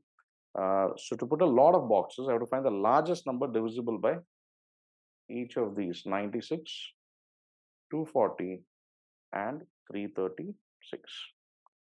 I have numbers like these. You can use common division, right? Nothing wrong with that. 96, 240, and 336 divisible by 12, all of them. 8 over here, and then 20, and 12. 2 12s are 24, and then an 8 again. And I know that 4 is definitely divisible by all of them, right? So that's going to give us 4 you divide, and you're going to get 2, 5, and 7. Now, what is asked over here? What could be the minimum number of cartons that the dealer has to send, right? HCF over here, 48 boxes per carton. If you're using 48 boxes in each carton, if it can be supported, you're putting, that's the maximum number of boxes we can put into a carton. Then how many cartons were used for brand A? From this 96, you divide 48. That is, you divide by 12 and by 4, and you get a 2, right? That's going to give you the number of cartons, right? All the way in the bottom, there's nothing but the number of cartons. For brand B, 240 boxes. If it's 48 boxes per carton, 240 by 48 is nothing but what we got over here, 240 by 12 by 4, right? 5 and 7. 2 plus 5 plus 7. That's the minimum number of cartons, right? 2 plus 5 plus 7, which comes to 14. Option 2 over here becomes the answer. Okay, moving to the next one. So another example, now actually this one more pertaining to remainders, right? When each of 100, 125, 150 and 200 is divided by a natural number n, the remainders are 4, 5, 6 and 8 respectively. What is the largest possible value of n? This is more like the lesson, example, right? Um, n over here are 100, the numbers 100, 125, 150 and 200, right? N over here can be written as dq plus r. Now, they're all being divided by the same natural number n, same divisor d, right, or n. And they're getting 4 different remainders. What are the remainders over here? 4, 5, 6 and 8. From these numbers, if I remove the remainder, if I remove the get rid of the remainder, I'm going to be left with the dq format, right? 100 minus 4 is 96. 125 subtract your 120, 144 and 192, right? That means once I get rid of the remainder, that number is divisible by the divisor. From 100, if I get rid of 4, 96 is divisible by the divisor. 125, I get rid of the 5, it's divisible by the divisor, 120. Right, so 96, 120, 144, 192 are all divisible by that divisor, natural number n. What is the largest possible value n can take? What is the largest possible value which is divisible by, which is going to perfectly divide each of these? What can d take the largest value? HCF. That's the HCF concept with remainders, right? The first one. If the remainder over here is going to be removed from each of them, right? 4 different remainders, and then you apply the HCF, you're going to find the largest possible value of n, which is going to do that. So 96, 120, again, to find the HCF over here, take the differences, that will also do. Difference over here is 24, difference over here is 24, difference over here is 48, right? You can also find out the HCF of differences. For 24, 24 and 48 over here, 24 is the answer, right? So 24 is the, and you know that 24 is also perfectly, 96 is perfectly divisible by 24. So 24 over here is the answer. Or you can just divide all of them and also do it. But you can also look at the differences and note it. Yet 96 is going up by 24. If 96 is divisible by 24 and it goes up by 24, that is also going to be divisible by 24. And the same happens over here, right? So that's the concept. And moving to the next example of the same concept, HCF with remainders. One where we don't know the remainder, but it's all the same. So what is the largest positive integer that divides 88, 39, 102 and 60 and leaves the same remainder, right? So let me reorganize and write it down as 39, 60, 88 and 102, right? Now we're going to use the concept we did earlier, right? So if a number is going to be in the dq plus r format, dq1 plus r, if I want to add some value to it, and I still have to get it in the dq2 plus r, the same format, remainder is the same, leaves the same remainder. What is the number I can add to it?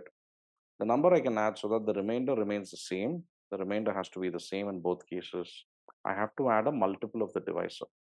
I can add any dq3 or whatever, right? I can add a multiple of the divisor and I get a fresh divisor into quotient, right? The remainder remains intact. So to 39, what was added to get 60? 21. To 60, what do we add to get 88? 28. To this, we added 14, right? The largest positive integer is nothing but the HCF of these. That's it. What's the HCF of these? That's 7. 7 becomes the answer for this question, right? So it's a lesson example. In case you're not clear, just refer to the lesson, right? It's a standard thing. Hopefully, it serves as a revision for all of you, right? Now on to the part which is fun, right? Which is the LCM concepts with remainder. That I think a lot of you generally like it. So two specific concepts over here when it comes to LCM. You need to know that a number when divided by a number when divided by A, B, and C, right? A, B, C. individually leave the same remainder. Yeah, same remainder r, let's say, right? What is the number format?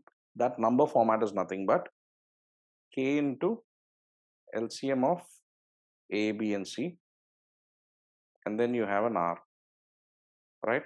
When you divide by a, remainders are, divide by b, remainders are, c also, then this is the format over here. So in the sense, in if a number divided, when divided by 2, 3, and 4, leaves the remainder 1, right? What's the number format over here? LCM of 2, 3, and 4, that comes to 12, 12k plus 1. The smallest number which satisfies is going to be 1 itself. What's the next one? 12 into 1 plus 1, 13. Next, 12 into 2 plus 1, 25, and so on. Take, for instance, 25 by 2 gives me 1. 25 by 3 also gives me a remainder 1. 25 by 4 also gives me a remainder 1. It will definitely satisfy. When can we apply this? When the remainder is 1 everywhere, right? It's the same remainder. But we can have a negative remainder, right? What if we divide a number by 3, 4, and 5, right? When we take a number and divide it by 3, 4, or 5, the remainder comes to, let's say, 2, 3, and 4. Which means this remainder over here, it can also be written in the form of a negative remainder. What is that? Subtract the divisor. 2 minus 3 is what? Minus 1. 3 minus 4 is minus 1. 4 minus 5 is minus 1. Now these are same. Now given that these are same, once again, k into LCM of 3, 4, and 5. And then the minus 1, the remainder. That's it. The negative remainder, right? So n can be written this way. N can be written as 3, 4, 5. LCM is 60, k minus 1. The smallest number, smallest positive integer is going to be when you put a k value of 1, and we're going to get 59. Next is going to be add another 60, 119, add another 60, 179, and so on, right? Take 59, for instance. 59 by 3, 57 is off, remainder is 2.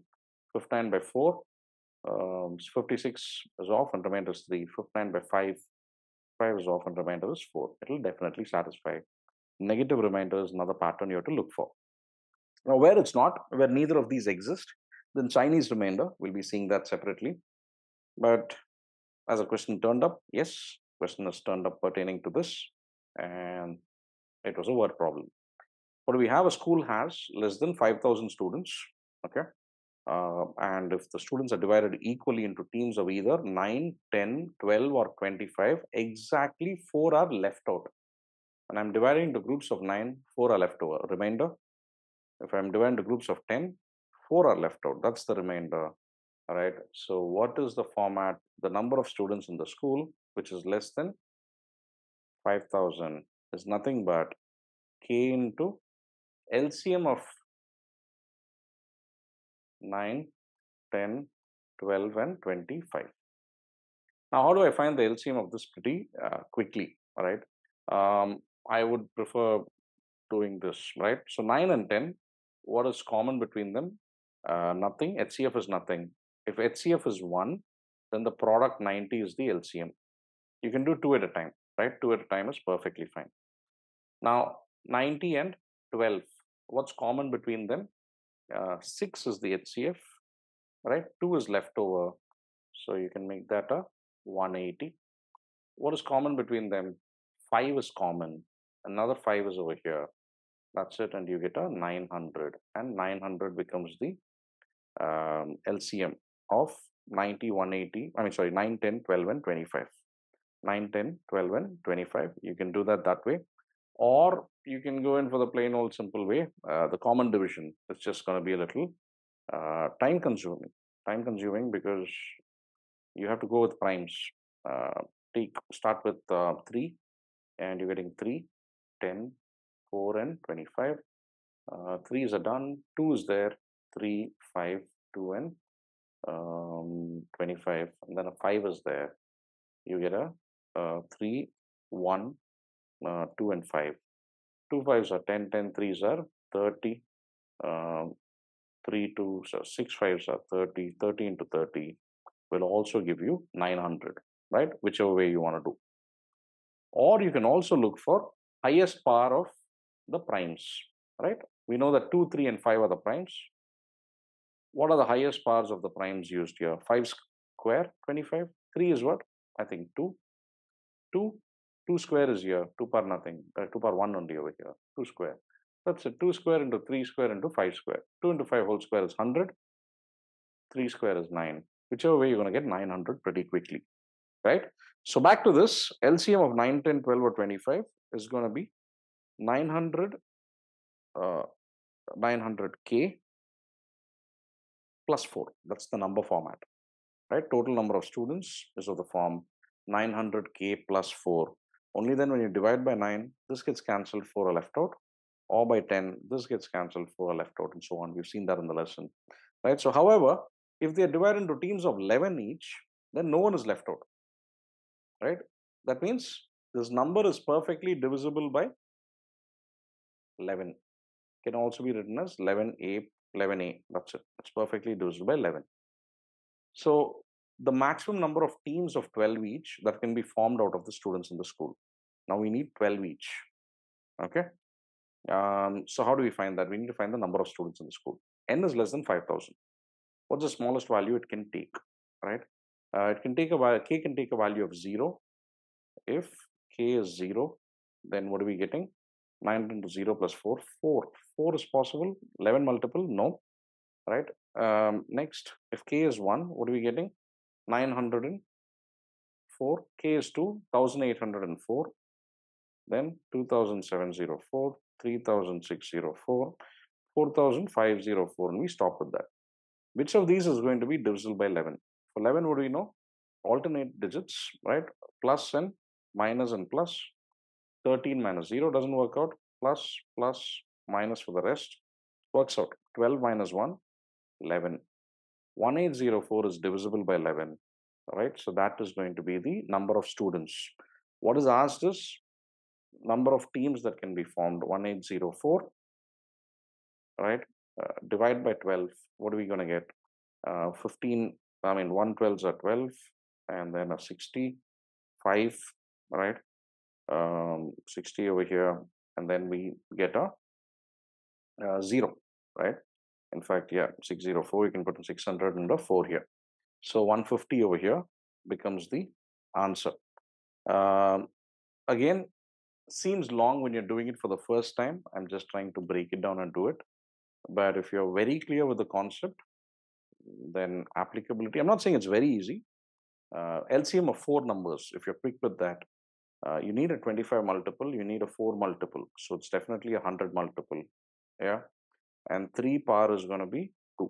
So 900. Those of you are quick with this, 900A plus 4 has to be a 11 multiple. So 904, 1804. When you notice 12 minus 1, this works out. That's it. You can take 1804 and divide by 12. You can just use the calculator if you wish directly as well, right? So what do we get if we use if we get a 1804 divide by 12? The quotient is 150. The remainder is 0.3333, right? Which is 0.333 into 12, which is 4. So the quotient is what matters. That many teams can be formed. 150 becomes the answer over here, right? So now that's the LCM concept with remainders. On to this thing called Chinese remainder. When do we use? Whenever this link doesn't happen, right? This link doesn't happen. That is when divided by a number. I mean, there's no common remainder or like common negative remainder, something like this. What is the sum of the smallest and third smallest positive integers that leave remainders of 1 and 6 when divided by 3 and 14 respectively, right? We should quickly be able to write the number as what? When divided by 3, the remainder is 1, 3a plus 1 number format. D into some quotient plus remainder, dq plus r. Next one divided by 14, b plus remainder is 6, right? Now Chinese remainder, what do we see in the lesson? Keep the smallest coefficient variable on one side, 3a equals 14b plus 5, a equals 14b plus 5 by 3, This is similar to, we are concerned only about the remainder. 14 by 3, what's the remainder? 2. 5 by 3, remainder is 2. What is smallest value of b, which will make sure that 2b plus 2 is divisible by 3? 0, 1, or 2 works, right? Then we are getting 6, right? 6 is divisible by 3. So b equals 2 can't be plugged in over here. B equals 2 has to be plugged in over here to get the number. So the number is what? 14 into 2 plus 6, 28 plus 6, which is 34. But what plus 34? LCM of the two devices. LCM of the two devices, 3 and 14, which is 42. 42C plus 34. That's the number format. What is the smallest number? Smallest when C equals 0, we're getting 34. Third smallest, right? Or rather, yeah, so smallest and third smallest. This is the first smallest, then we have a second smallest, then we have a third smallest. So C is 2. Smallest is first smallest, right? Is what? 0. Second is C equals 1. Third is C equals 2. Plug in C equals 2, we get an 84 plus a 34, which comes to 118 over here. You add the two of them, you're going to get 152, right? So 152 becomes the answer for this question. Okay, so that's Chinese remainder, right? Chinese remainder over here. And does it come too often? Not too often, but yeah. Application is there in some questions, so knowing it will definitely be helpful, right? Now, successive division with remainders, we've seen this. The lesson example is what I'm using here. What are the smallest and fourth smallest natural numbers that leave remainders of 1, 3, and 2 when successively divided by 3, 4, and 6 respectively? Okay, so we know what to do. The divisors we write first, 3, 4, and 6. Here it's successive division, one after the other. The previous questions weren't. So the remainders in the next row, 1, 3, and 2 over here, respectively, as well given. So we're going to start with, we're going to ignore the last divisor over here, right? From bottom, when we're going up, we multiply, then we come down, right? So how do we go about this? Bottom to top, 2 into 4, 8 plus 3, 11, 11 into 3, 33 plus 1 comes to 34, right? So 34 over here is the smallest number which satisfies. As I go up, I multiply. As I come down, I add, multiply, and add. 2 into 4, 8, 8 3s are 8 plus 3 is 11, 11 3s are 33 plus 1, 34. 34 is the smallest number. So 34 is the smallest number, but what number format? What into K? It's going to be the, this time around, not the LCM, but the product of divisors, 3, 4, and 6. 3 into 4 into 6, that's 24 into 3, 72. 72K plus 34 is the number format. The smallest over here, right? Smallest is for when K is 0, we're getting 34. The fourth smallest, right? This is the first smallest. Fourth smallest is going to be when K equals 3 more. 3 more is going to be 3. And 3 into 72. 72 into 3 is 216 plus 34. That's coming to 250, right? So those are the values. 34 here and 250. Okay. Moving to the next concept, that pertaining to some product and exponents. Don't have an example or question here, but it's a concept we need to remember, right? So what if we need to find the, let's say, the remainder of some number like 5634 plus 3456 plus 7823 divided by 5. What's the remainder? We don't need to add all of these up and then divide and then check as to what's the last digit, right? We can individually find the remainders and do it.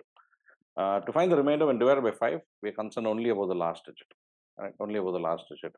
4 by 5 remainder is 4. 6 by 5 over here, remainder is 1. 3 by 5 remainder is 3. The sum of all of this, 4 plus 1 plus 3 by 5.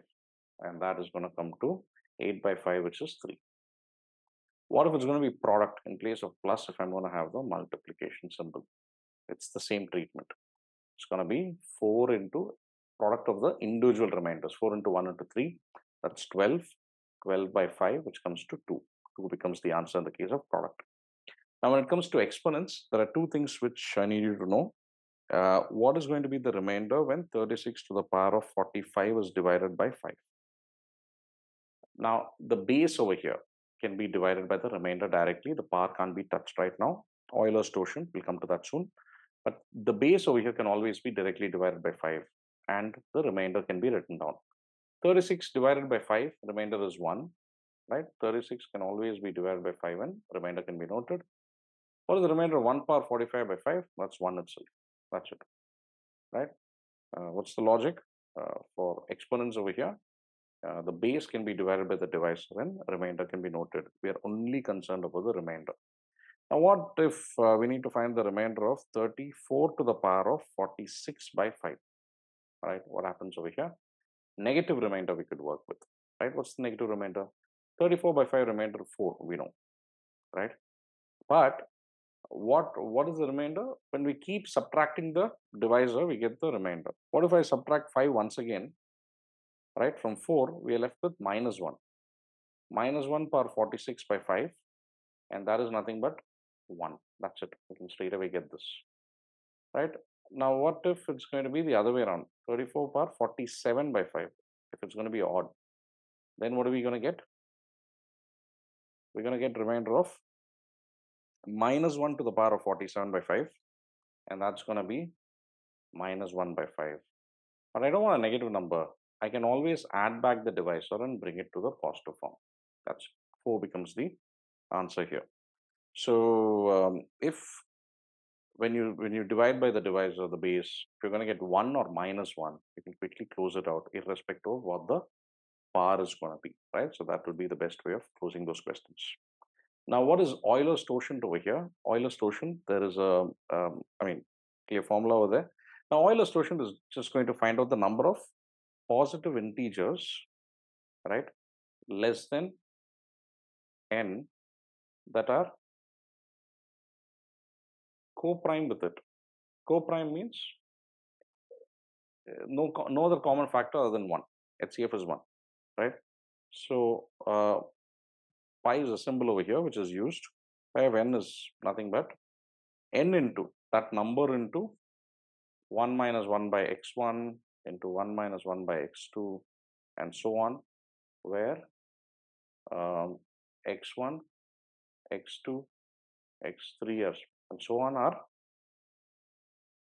distinct primes. Distinct primes over here, prime factors of n, right? So we have something like 24. We have to find 4. It's going to be 24 into 24 can be written as what? 2 cube into 3. Distinct primes are 2 and 3. Forget the power. That doesn't matter. 1 minus half into 1 minus 1 by 3. That's 24 into half into 2 by 3. Simplify and you get 8. 8 is the Euler's torsion of 24. Right? Could you be asked for Euler's torsion? No. Could you be given a question which speaks about find the number of integers less than positive integers less than a number which are co-prime with it? Might be there, right? It could be there. So it could be, you should be prepared for it. Okay.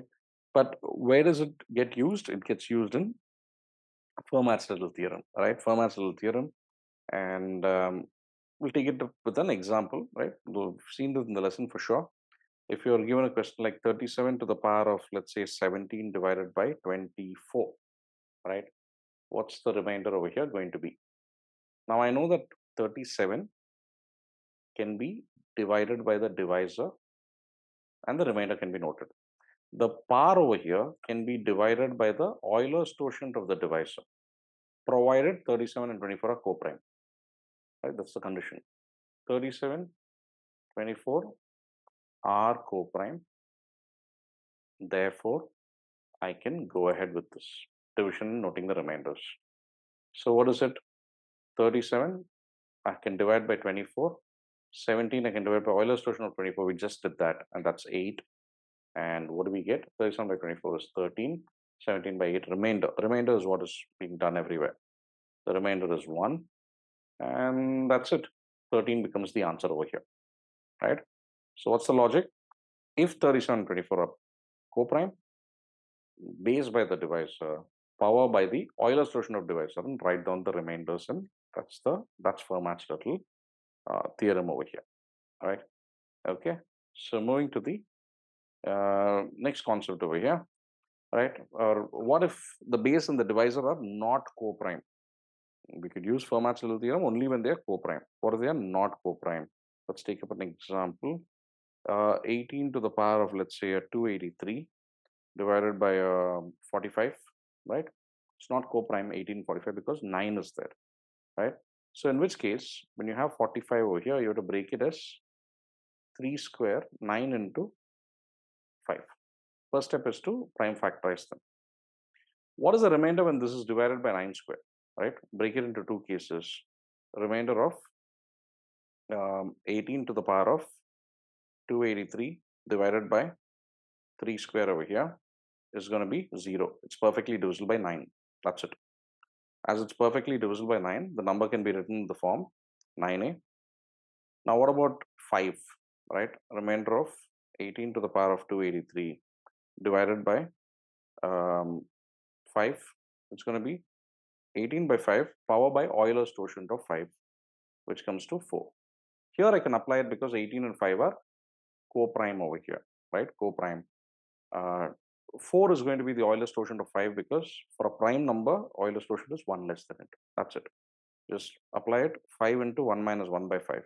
5 is the only prime number, right? So you're going to get 5 into 4 by 5. So Euler's torsion of a prime number is going to be 1 less than it, right? And what do we get? Remainder of 3 to the power of 3 over here by 5 and 27 by 5. We're getting a remainder of 2, right? 2 over here. So therefore, this number format can be written as 5b plus 2, right? 5b plus 2. Let me just quickly make sure there's no mistake over here. 18 by 5, 3, fine. The power over here is 283, right? Yeah, that's fine.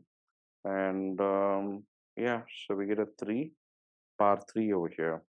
3 power 3 is 27 by 5, which comes to a 2. So it's going to be 5b plus 2. So 9a over here should be equal to 5b plus 2. That's the number format. And when is that going to be?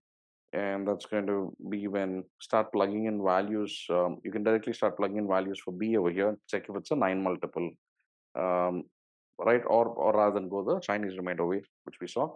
So 0 is 2. No, 1 is going to be 7. Look for the next one, 12. Keep adding 17, 22, 27. It works out. When b is 5 years, it works out. We're getting 27. So 27 over here becomes the answer, right? So when base and divisor are not going to be co-prime, you have to prime factorize. And the reason why it was not co-prime, that would have given a remainder of 0. 9 is definitely there here, right? It's cancels perfectly. 5, you write it separately and continue. And then you bring it back in the Chinese remainder way. In the exam, if something like this comes up, I would say no, don't really go for it. It's going to be a little too much, right? Avoid, look for easier questions which can be quickly answered, right? Now on to 4 types before we take up some questions, right? 4 types over here, special types, 4 or 5 special types which I have in the lesson, right? Where you have the difference of squares of positive integers, right? Where you have a number, in how many different ways can you write it as the difference of squares of positive integers, right? So you need to understand, you have to break it down into 2 categories. Those in the those which are odd numbers, those which are 4 multiples, right? And those which are 4k plus 2, right? 4k plus 2, which is even numbers which are not multiples of 4. How many ways can this 4k plus 2 be written as difference of squares of positive integers? That is a square minus b square format. These numbers can be written in 0 ways. Now for these two, what do? We have to take up, you have to find the number of factors of k. That is, divide this 4k. If the number is 4k format, divide by 4, find k, right? And you have to divide this by 2, right? If n is the number is going to be divisible by 4, you first divide it by 4, then the number of ways it can be written as a difference of squares of positive integers is simply going to be number of factors x, right? Whatever it's going to be, x by 2, right? So this particular one is going to be the number of factors of this number, right? Of this number k, where k is odd itself, by 2. In this case, I have to divide it by 4. In this case, I don't need to divide by 4, write it as it is. Technical stuff, just refer to the lesson once again. Can't go into depth in a revision over here. So any which wish, we'll quickly look at an example over here and the application. If you know it really well, it can be done quickly. How many different ways can 48 be written as the difference of squares of two positive integers? A square minus b square is 48. Multiple of 4, divide by 4, you get a 12. Now 12 over here is 2 square into 3. Number of factors divided by 2. Number of factors is power plus 1, 3 into the power plus 1, 2 divided by 2. That's going to be 3 ways. Answer becomes 3. Know the concept really well. Question turns up, it's going to be pretty quick. But one such question has come in the past. I'm not able to locate the specific year. Something like this, which came up, right, quite some time back. Where a and b are positive integers, how many ordered pairs a comma b exist such that a square minus b square is 194, right? And what is 194? It's in the 4k plus 2. It's not divisible by 4. As it's not divisible by 4, the answer is 0. You can quickly mark it and keep going. That's it. If you know the concept, there's no workings at all. There's nothing.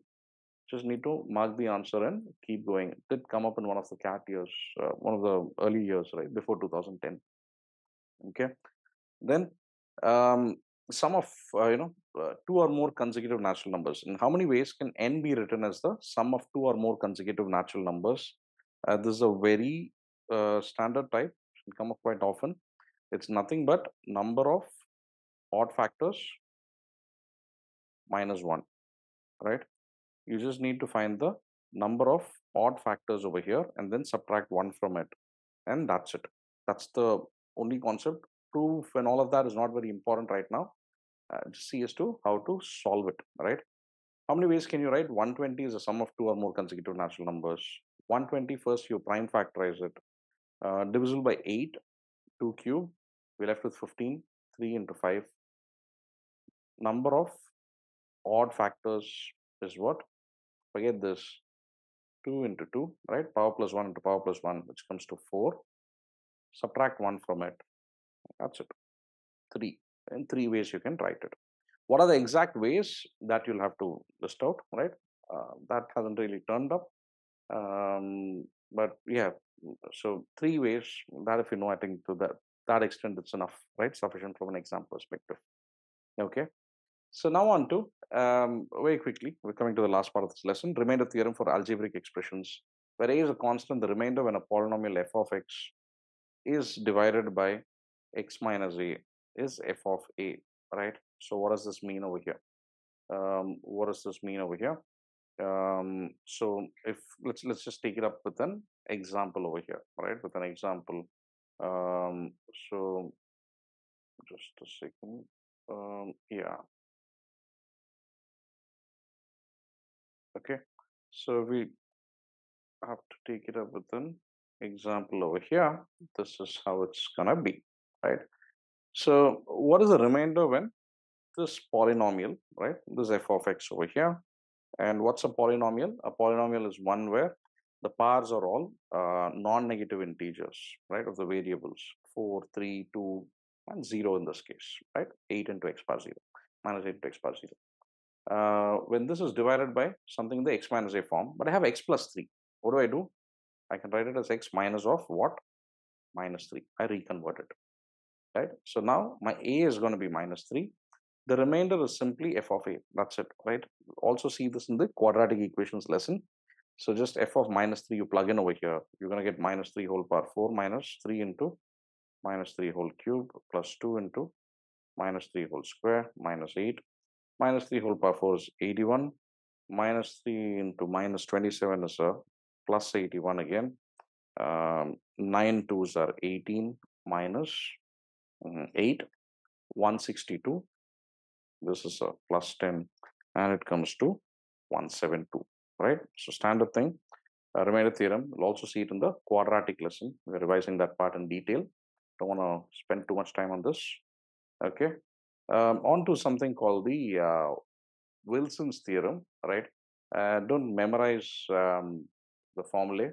Just understand the application. That'll be enough. If your denominator is going to be a prime number and your remainder is, your numerator is a factorial which is 2 away from it, 35 factorial by 37, remainder is 1. The remainder of 36 factorial by 37. What's the difference between these two? I'm multiplying with the 36. So multiply 1 with the 36 and you get a 36. That's it. If you have to remember the formula way, it's going to be n minus 2 whole factorial by n, where n is prime and the answer is 1 and all of that. Just remember it with an example. You need to note that 37 over here has to be prime, right? Then n minus 2 factorial, right, is going to be 1. And n minus 1 factorial in the numerator is going to give me that itself, that n minus 1 or 36, whatever it is, right? So therefore, a remainder of 45 factorial by 47 is going to be 1. Remainder of 46 factorial by 47 is going to be 46 into 1, 46. But if you're going to be asked something like, what is the remainder of 46 factorial by 48? Answer is 0, because this over here is not prime. 48 can be written as 2 into 24. Both 2 and 24 are there. Perfectly cancels out. You get 0. So this applies only if your denominator is going to be prime. How often does it turn up? Really not much, but if it does, you should know how to answer it. Now, remainder when terms are in GB is the last part of this lesson. What is the remainder when 2 plus 2 square plus 2 cube and goes on till 2 power 50 is divided by 7? Right? These type of questions, we have to see if 7 can be written as sum of some 2 powers. 2 power 0 is 1, 2 power 1 is 2, 2 square is 4, 2 cube is 8, exceeding 7, stop. Now, 7 can be written as sum of 2 or more of these. Yeah, 1, 2 and 4 you add up with 7, right? 4, 5, 6, 7. So, every 3 consecutive terms, right, when added up is going to be a multiple of 7. Why do we do that? If you're going to have something like 2 power 37 plus 2 power 38 plus 2 power 39, right, then 2 power 37, if you take out common, we're getting 2 power 0 plus 2 power 1 plus 2 square. That's equal to 7, 7 multiple. Every 3 consecutive terms a multiple of 7. It's perfectly divisible. I can ignore those. Sum rule. I'm concerned only about the remaining terms. So 1 to 50, there are a total of 50 terms. How many 3 consecutive terms can we remove? Right? 50 divided by 3, what is the remainder? 2. We're left with 2 terms. 3 at a time. I can remove these, the next 3 and so on. I'm left with 2 terms in the end. What do I prefer? Do I prefer the first 2 terms? I can remove any 3 consecutive, right? Do I prefer the first 2 terms or the last 2 terms over here? I would definitely prefer the first 2 terms. They're easy to work with. Remove 3 at a time from the end. All of these are removed, right? All of these are removed. And we are left with the first 2. So what is the remainder of 2 power 1 plus 2 square divided by 7? 2 plus 4, 6 divided by 7. The answer becomes 6. Right? So that's it. So that's it when it comes to factors and right. So we'll look at divisibility now quickly.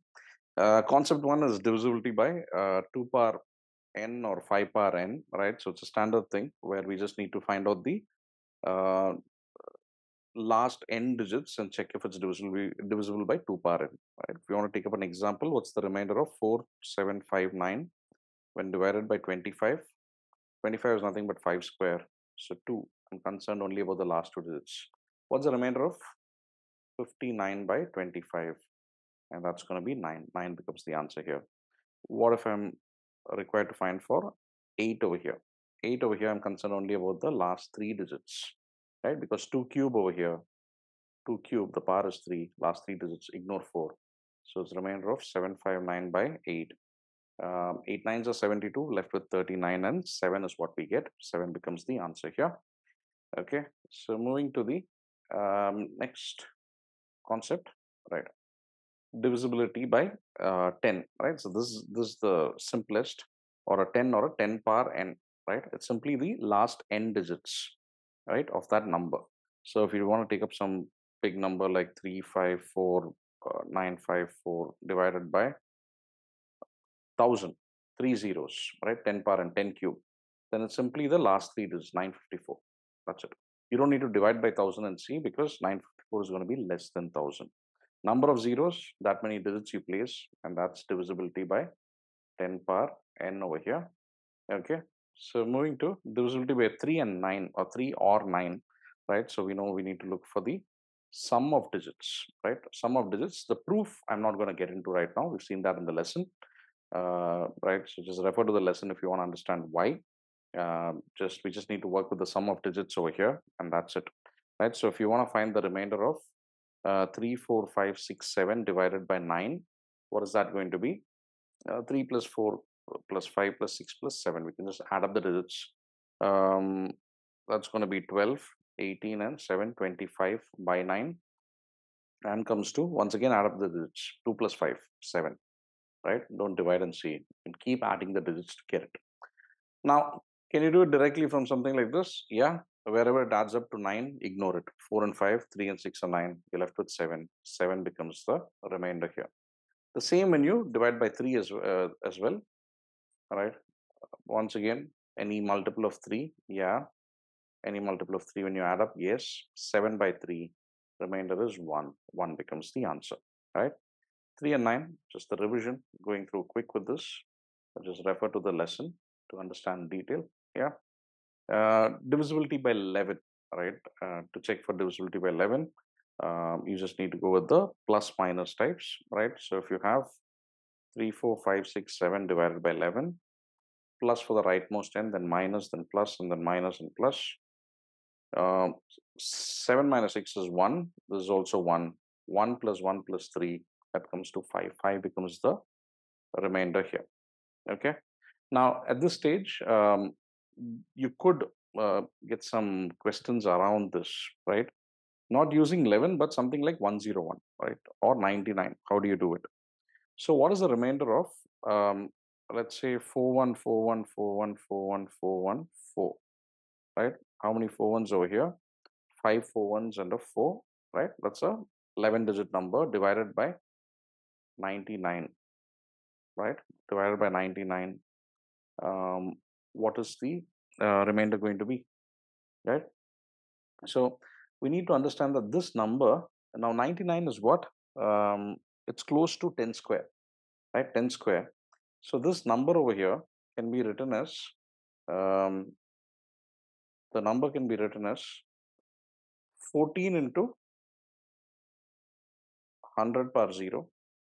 Then the next 14 into 100 power 1. The next 14 over here into, from the rightmost end we have to start, 100 square. 14 into 100 cube. 14 into 100 power 4 plus 4 into, right? Yeah, 4 into 100 power 5, right? You don't need to write all of this. It's just a noting this the first time around.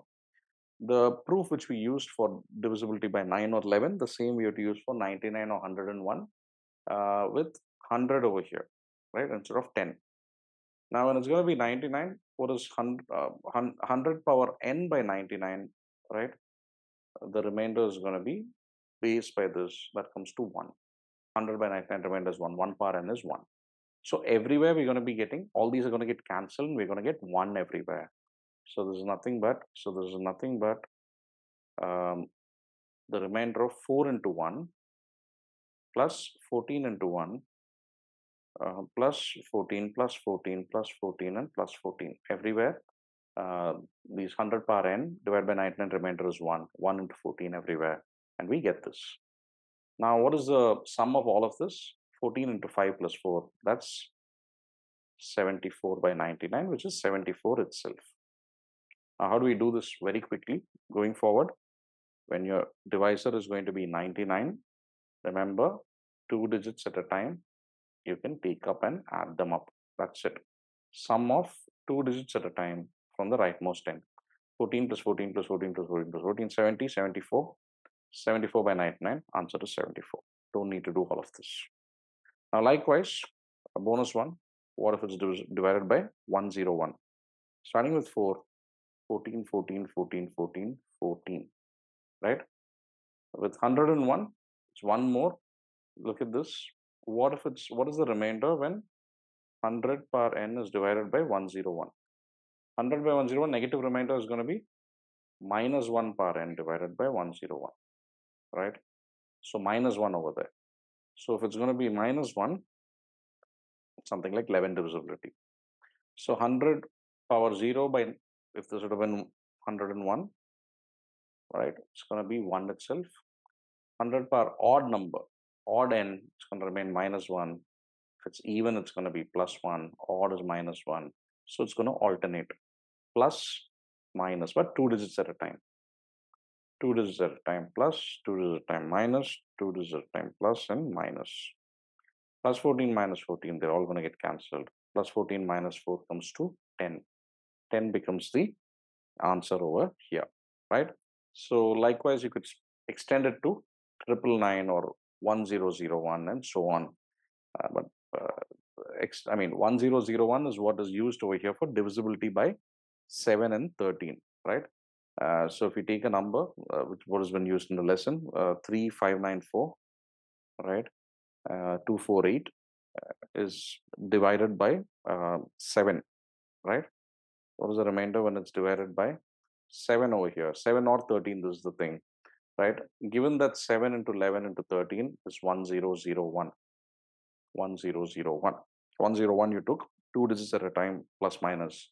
1001 you go for 3 at a time plus minus plus, right? Plus minus and plus. And what's 248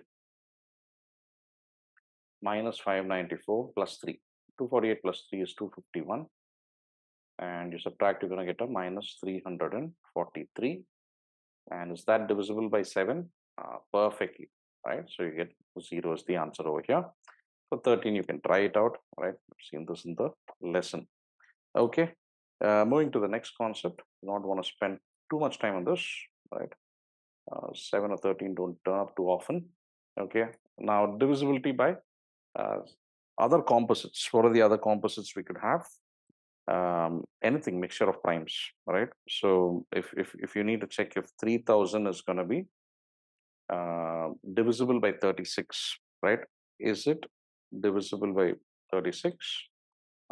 Perfectly. 36 over here can be written as what? Prime factorize it. 2 square into 3 square. Is 3000 divisible by 2 square? Yes. Is it divisible by 3 square? By 3 it's divisible, not by 9. So therefore, no, it's not divisible by 36. So to check for divisibility by composite numbers, then you'll have to prime factorize those composites and take each prime chunk with those powers and check for the divisibility. Now moving to the next concept over here, the largest power of a prime that divides a factorial, right? What is the largest power of a prime number that divides a factorial? Take a simple example. What's the greatest power of 5 that divides? That perfectly divides 100 factorial. Take 100, what we have seen, successively divide by 5, right? And note down the quotients, right? 20 and 4, then it becomes 0. So we stop here. Add up all the quotients, right? So 20 plus 4 equals 24. So 100 factorial, the largest power of 5, which perfectly divides it, is going to be 24. 24 becomes the answer here. Yeah. What if it's not going to be just the largest power of a prime, but what if it becomes the largest power of a composite number? And this time around, we have a number like 135 dividing the same number 100 factorial, right? So for that, the steps are as follows. It's quite simple. Prime factorize it first. 135 is 527. 3 cube into 5. So 100 over here. Find out the number of 3's over there. How do I find the number of 3's? Successively divide once again. 311. 3 over here is going to give me 3. And then a 1. Number of 3's is 33 plus 11. 44. 44 plus 4 is 48. But I want 3 cubes. The number of 3 cubes is what? 48 in this case is perfectly divisible. right? 48 by 3 and gives me 16. If it would have been something like 47, no decimal, I can say there are 15 3 cubes. Extra 2, I don't do anything with it. Extra 2 3s, I can't do anything. Number of 3 cubes in 47 is going to be 15 only, I should have written. But here it was 48. So 48 by 3, 16 3 cubes. Now, how many fives are there? We just saw it earlier. 100 successively divided by 5. That's the approach. We've seen that in the lesson. Number of fives is 20 plus 4, 24. Right? What is lower of the two? We need to take the lower of these two. 16 is lower, right? So the largest power of 135, which is going to perfectly divide 100 factorial is 16. I would take the smaller of the two because there are only 16 3 cubes. While there may be 24 fives, but only 16 3 cubes are there in 100 factorial. So 16 is the greatest power which divides. Yeah, simple concept over here. And moving to the next one over here, that pertaining to number of zeros at the end of a factorial, right? Number of zeros at the end of factorial. The number of zeros in a number, right? If you want to write it as 2 power 72 and 5 power 24 or 26 or whatever you want to write, right, or 28. Number of zeros over here at the end of this number is going to be the smaller of these two powers, which is 28. Why? There are 28 fives which marry 28 twos and we get 28 zeros. When a 2 and a 5 are multiplied, you get a 0. That's when a 0 is produced. So what if it's something like 2 power 16 into, let's say there are a lot of 5s, 5 power 147. Can't help it. There are only 16 twos. We get 16 zeros at the end. Now, when it comes to a factorial, find the number of zeros. I need to find the largest power of 10 that is divisible by it. Now, 10 is made up of 2 and 5. Now, which is going to be more frequently occurring? 2. The smaller prime occurs often. 5 is going to be a lot fewer. So, therefore, to find the number of zeros, that's nothing but the number of fives or greatest power of 5 that is going to perfectly divide the factorial. That's it. So, in 100 factorial, if I want to find the number of zeros, I just need to find the number of fives and that's it, right? So 24 zeros in the end. Yep. Okay. So, but I had a lesson example, made this question, supposed to be a little complex, which can turn up, right? Something like this can come up. If n factorial has 19 zeros at the right before the first non-zero digit, 19 zeros is given, then which of the following could be the value of n? When you have options over here, start with something and substitute. So 75 over here, divide by 5, we're going to get 15, divide by 5, we're going to get 3. How many zeros in 75 factorial? Has 18 zeros, right? Next, 75 to 79 factorial, right? 79 factorial, 75 factorial to 76, 77, 78, 79. There are no 5 multiples. It remains 18 zeros. 80 factorial becomes 19 zeros. That's what is asked. But 80 is not there. 80 factorial to which number? Just before the next multiple of 5, right? Which is 84 factorial has 19 zeros. Because 80 has an extra 5 in it, right? 16 into 5, 80. To this, if you're going to multiply another 5 multiple, it produces another 0. 80 to 84 factorial. The number which is there is option 2, 83. Right? So 83 becomes the answer. Could be getting questions like this. You've got to be prepared for it. Yeah. Moving to the next major concept of this particular lesson, that's finding the last digit, right? How do you find the last digit? We've seen this in the lesson. Cyclicity, we need to remember. What are the cyclicities for, different cyclicities over here, 1, 2, and 4, right? Told you to write it down this way, initial stages, to remember the cyclicity, right? 0, 1, 5, 6, the cyclicity over here is 1, 2, 3, 7, and 8. The cyclicity over here is 4. 4 and 9 cyclicity is 2, right? Keeps recurring twice. So cyclicity of 1 is 0, 1, 5, 6. Here it's 2, 3, 7, 8, and 4 and 9. So what does this mean over here? If you want to find the last digit of uh, 4578 to the power of 363, right? I'm concerned only about the last digit. Ignore everything else in the base. To the power, divide by the cyclicity. So last digit of 8 power 363 by 4. What's the remainder? I want only the remainder. That's 3. So 8 cube is 512. My last digit is 2. This 2 over here. That's it. So if I'm required to find the last digit of let's say this would have been 360. The only catch over here is this. If this would have been 360, then what is 360 by 4? Remainder, that's coming to 0. Can I say 8 power 0 comes to 1? No, that's not allowed, right? We're using a shortcut with the remainder, but 0 alone is not allowed over here. Now, if you're getting 0 as the remainder, add back the divisor 4. Add back the divisor 4, right? Then what happens over here? Then what happens? We're getting 8 power 4 over here, which is 4096 if you remember the powers, and we get 6 over here as the answers for the last digit, right? For each of these, uh, the power can be divided by the respective cyclicities, and the remainder can be noted. If it happens to be 0, add back the divisor. Add back the divisor.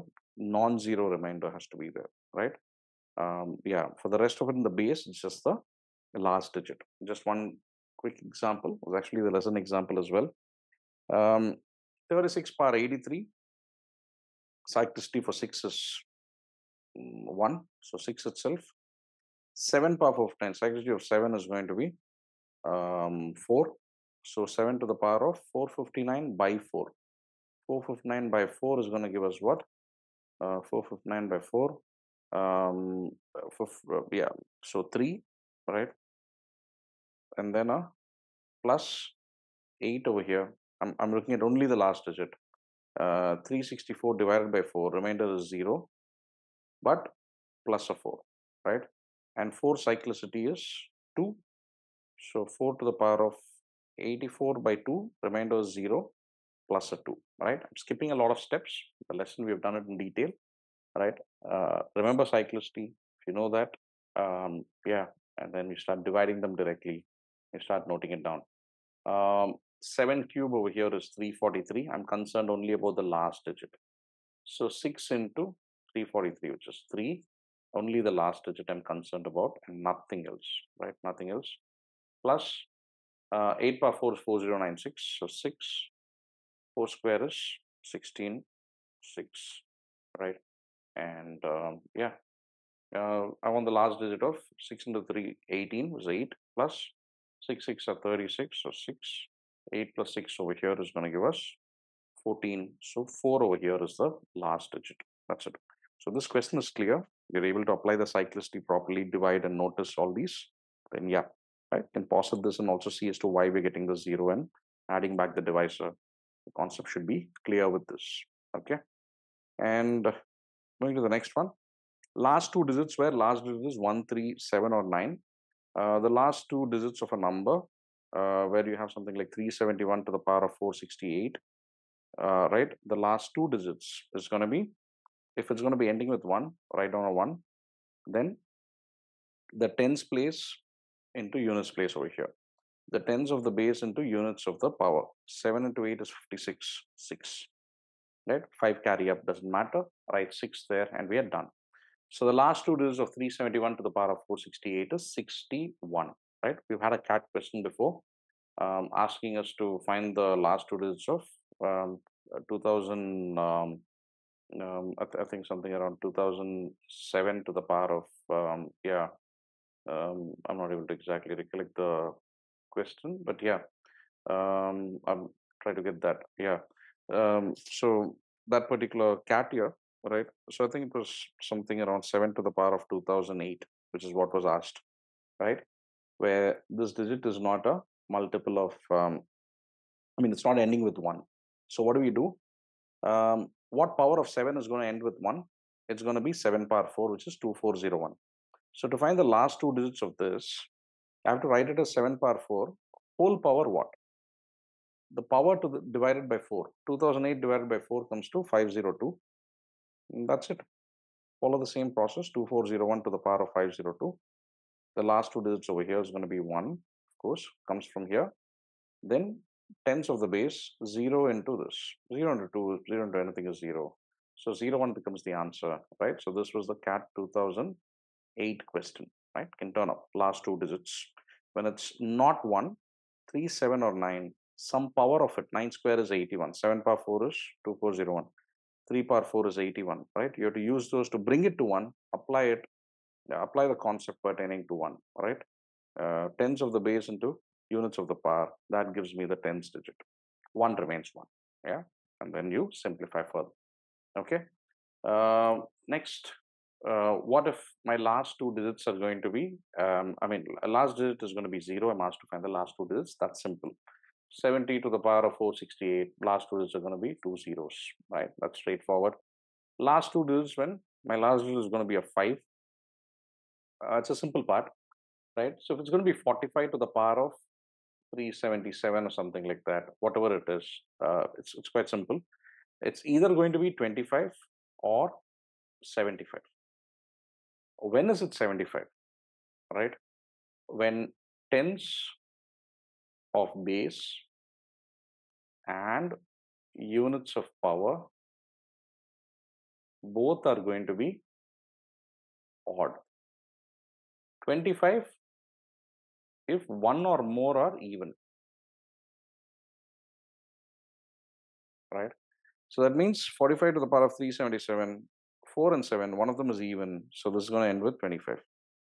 If you're going to have 57, 5, 7, 5 to the power 363, odd, both are odd, so 75. If it's 575 to the power of 362, even, moment you have one even, it's 25. What if it's 315 to the power of 643? Both are odd, then 75. But if one of them becomes even, then it's going to become, that's it, 25. What if both are even? Then even better, 25. Only when both are odd does it become 75, and that's it when it comes to 5 over here. Yeah. So moving to the next concept, last two digits where the number is divisible by 4. So if you take a number and the last two digits when the number is going to be divisible by 4, the number itself is divisible by 4, and then you raise it to some power. The concept is simple. The number is in the 40 number power 40k plus 1, right? The number power 40k plus 1, when you're going to be looking at the last two digits over here, is going to be the last two digits of the slight this thing over here. So it's going to be that of the number itself, right? It's the last two digits of the number itself. If n is divisible by 4, right? If n is going to be divisible by 4, we're going to be looking at the last two digits of the number itself, right? So what is the example we could work with over here? We could work with something like, let's say, 2016 to the power of 2001. The power is in the 40k plus 1 format. If you're looking at the last two digits, that's it. Straight away we can write down the last two digits of 2016, because the base is divisible by 4. The power is in the 40k plus 1 format, and that's it, becomes 16. Does this turn up too often? Not very often, right? Not very often. Again, when the base, the number is divisible by 4, this can be done. What if the number is not divisible by 4 but divisible by 2? That is, the number is in the 4k plus 2 format. What are the last two digits of something like 86 to the power of 81, right? 40k plus 1 again. Then it becomes the last two digits of 86 plus 50, right? A flat 50 has to be added over here, x plus 50. Power has to be in the 40k plus 1, doesn't turn up too often. Base is not divisible by 4 but divisible by 2, even number. then this is the thing. Last two digits of 136, which comes to 36. Just go through the lesson. If this is clear, this is clear. If it's not, it's fine. It's not a super important part, the last part over here, from the perspective of the exam. Okay, on to number systems. Quite a short lesson, right? A small concept only, nothing major over here. Roman numerals, typically, if they're going to ask us, they are going to define the values and give it to us. But just in case, I mean, it's not too difficult. I, V, X, L, C, D, M, right? These are the 7 letters which are used. I stands for 1, 5, 10, 50, right? And let's just write that clearly. 10, 50, C, century, 100, M, milli, 1000, right? And this is a 500 over here. So what would something like XXVII be? It's an additive number system, 10 plus 10 plus 5 plus 1 plus 1. All of them are in descending order. So everywhere you're just going to add them up and we're going to get a value of 27. But what if it's going to be something like this? It's 10, 10, 1 and 10. Now what's happening over here? It's not exactly descending. I mean, it's after 1, it's going up to 10 again. So it's supposed to be a minus 1 plus 10. When you have a smaller number before a larger number, you have to subtract it. So it's 3 tens and a minus 1. 10 plus 10 minus 1 plus 10, which is 29. Quite a painful number system to work with. And that's probably that is precisely the reason why we don't use this in actual life where it matters, right? With calculations, which is used to refer to sections and other things.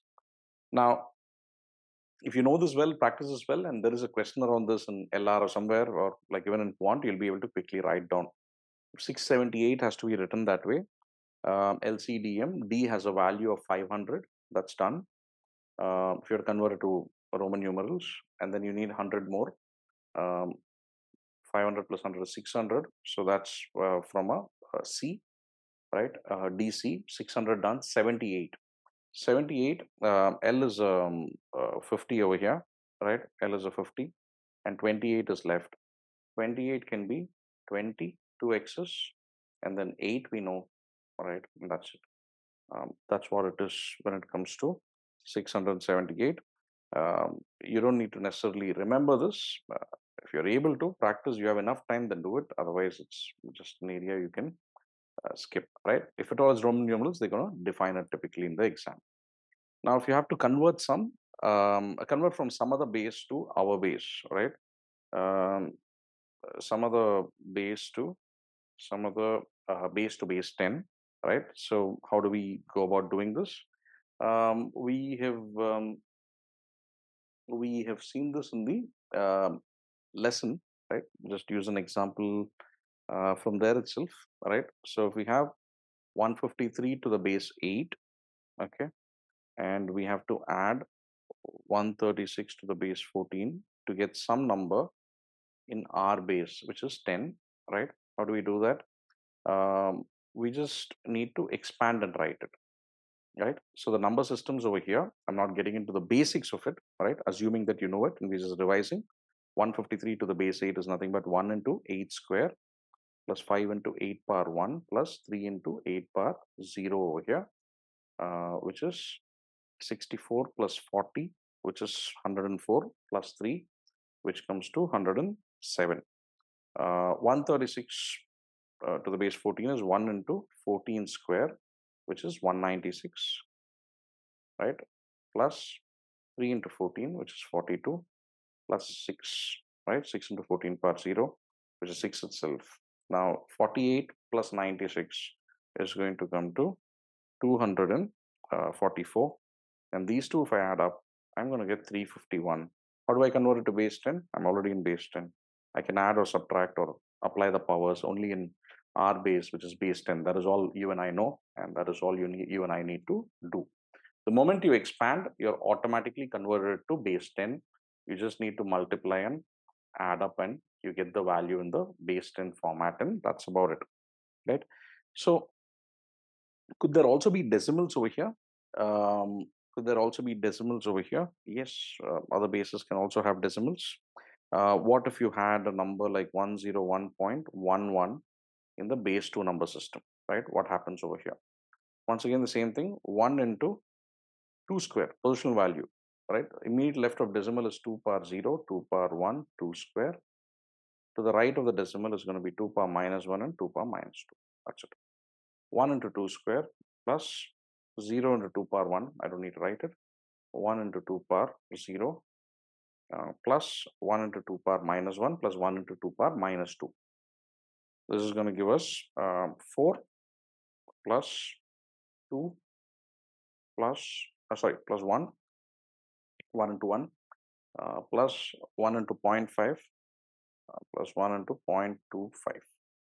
And we get a value of 5.75. That becomes the answer. You could also have it with decimals. Chances of these turning up in CAT, I haven't really seen too much.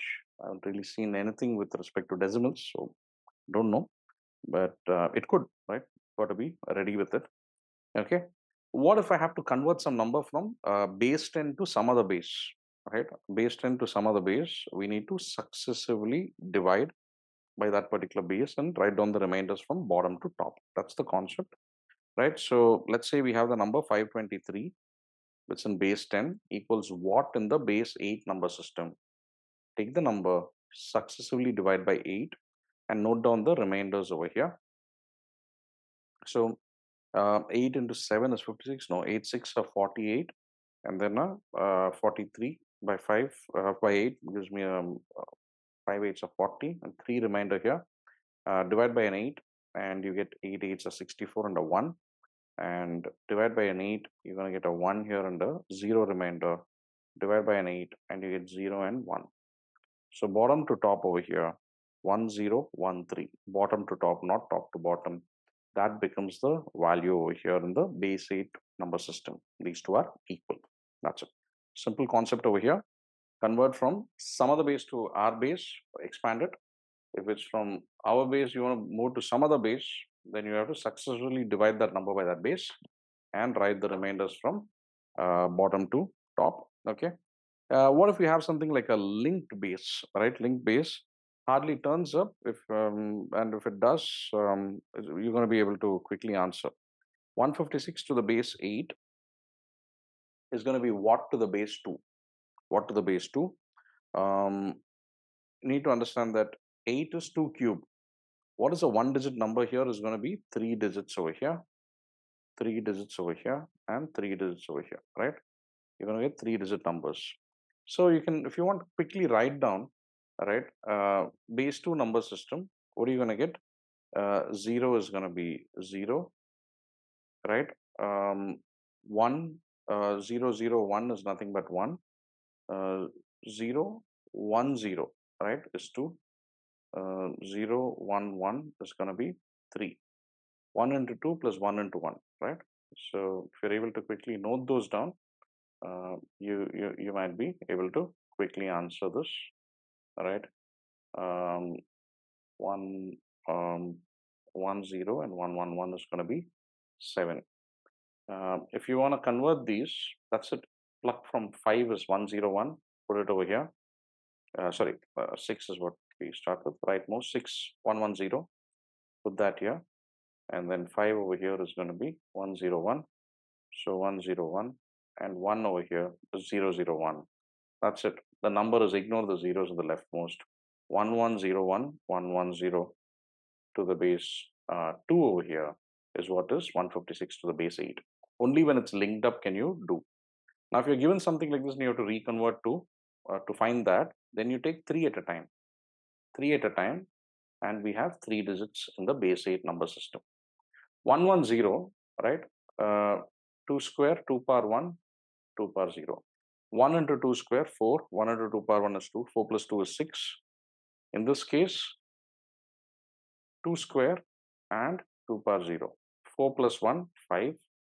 And here we just have a 1. This is 156 to the base 8. You can bring it back.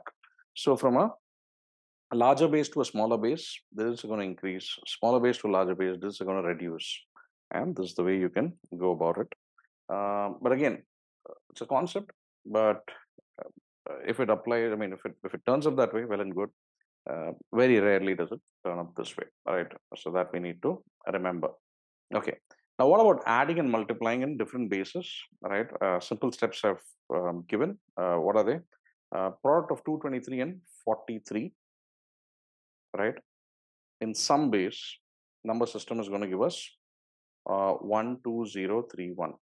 What happens in our base? 3 into 3 is how much? 9. Are they matching? They are not. That's it. We stop over here. So what we can conclude over here is the when I'm going to be multiplying 3 and 3 in our base we are getting a 9, but in some other base it is ending with a 1 and some carry up. So 9 over here is something. I mean, in some base when it's ending with a 1 over here, right, should give me 9. So what can that be over here, right? So what do we have over here? Once again, so 3 into 3 is going to give us a 9 in our number system, yes, but it's going to give us a 1 with something carryover. Now, what is that carryover? That carryover, we don't know. It can be anything, right? Can 1 in some base be 9? It's not possible. Single digits have to be the same. So that carryover could have a value of 1. The carryover could have a value of 2, or it could have a value of 3, and so on, right? So what if it's going to be 1? If 11 to the base b equals 9, then what do I know? We know that this can be written as 1 to the base b. It's 1 into b plus 1. What is 2 to the base b? 2b plus 1. And this is 3b plus 1. 3 into the base plus the units digit. The tens place is always 3 into the base directly plus the units digit. So if b plus 1 is 9, then b can take a value of 8, which seems good. It's in the options. If 2b plus 1 is 9, if 2b plus 1 is 9, then 2b is 8 and b is 4, right? 4 is not likely because when 4 is the base, a number 4 can be used over there. It has to be less than 4, right? The digits used. For 3b plus 1 over here, after this point, we can stop, right? It's going to become smaller and smaller. B equals 8 is the only possible value over here. So option 3 becomes the answer. What is the logic once again? Where there is a conflict, we stop, right? So 223 into 43, 12031. But when I multiply from getting a 9, we stop here, right? In this number system, we wrote 1 and 1, something carryover. It could have been 11 with 1 and 1 carryover. It could be 21, 1 with 2 carryover, and so on. So any of these are possible. If these are going to be equal to 9 in our base, then expand it to convert to our base. B plus 1, 2b plus 1, and so on. If b plus 1 is 9, b is 8. 2b plus 1 is 9, b is 4. Not possible from here on. B equals 8 has to be the answer here. Yeah. So moving to the next concept, right? Quickly, something called skipping digits. Now, digits can be skipped in a the classic question where it turned up one of the first times is ZAT exam 2011. Something called a micro nanometer. They called it. A certain factory can measure the pressure inside the gas chamber from 1 to 6 nines over here, right? 1 short of a million units. Lately, this instrument has not been working properly. The problem with the instrument is that it always skips the digit 5 and moves directly from 4 to 6. That means one digit is skipped. If one digit is skipped, it's a base 9 number system. And a base 9 number system, we're supposed to have 0, 1, 2, 3, 4, 5, 6, 7, 8. But this M&M micro nanometer is a different kind of base 9 system where it's skipping the digit 5.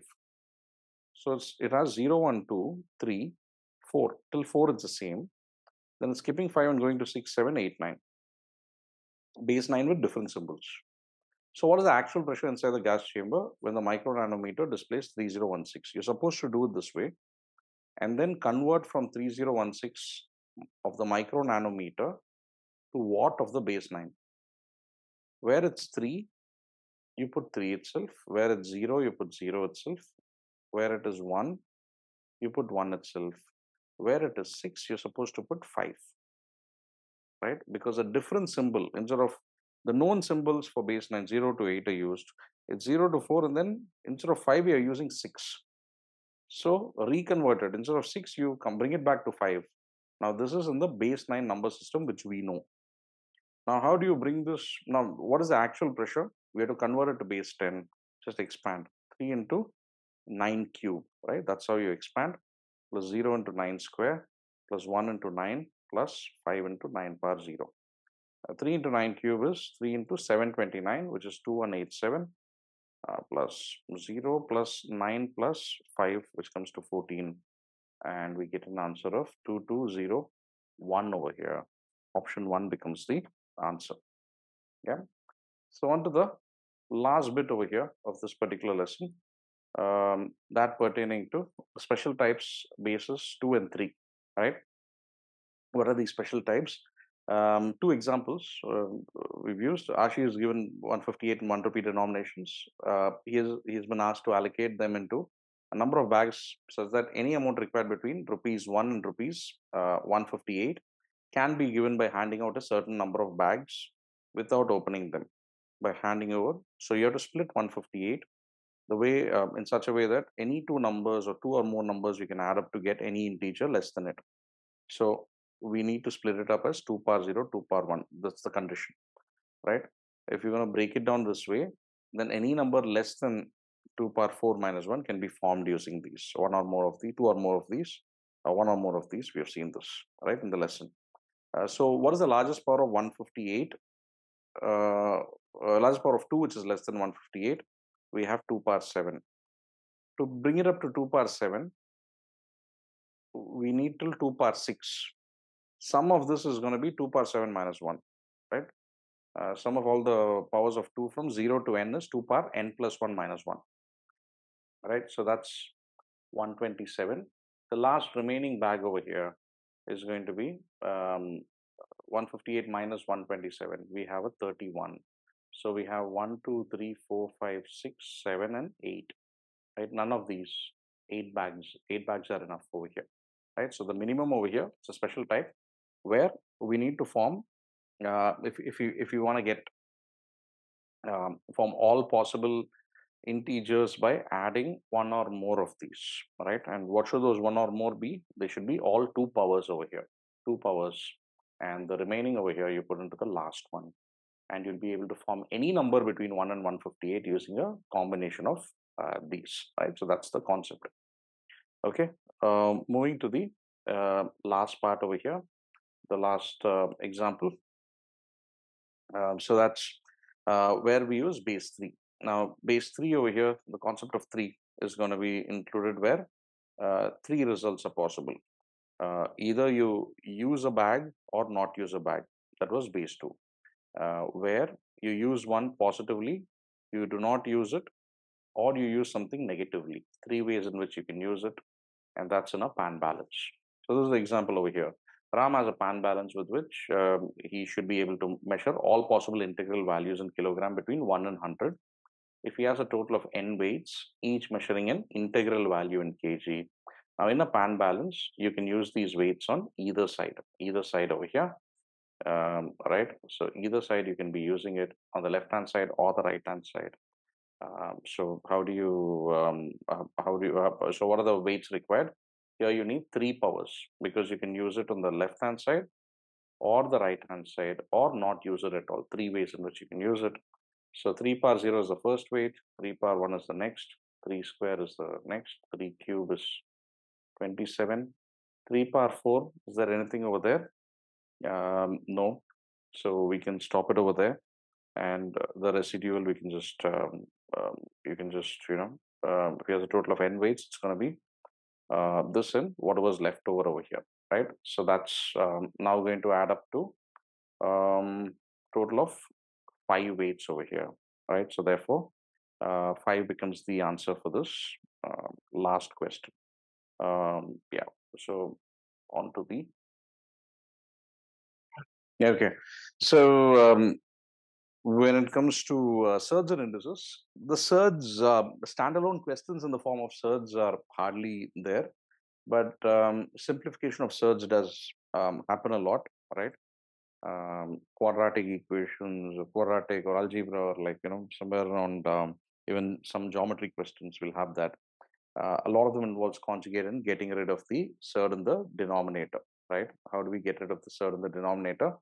We multiply with the conjugate, right? So um, just take up an example over here, right? So where a and b are rational numbers, if 3 plus root 5 by 3 minus root 5 equals a plus root b, right? Then a plus 2b is what? Now, before I even get into that, if 5 plus 2 root 5, for instance, is x plus root y, then what are x and y equal to? X is speaking about the integer, that's 5, fine.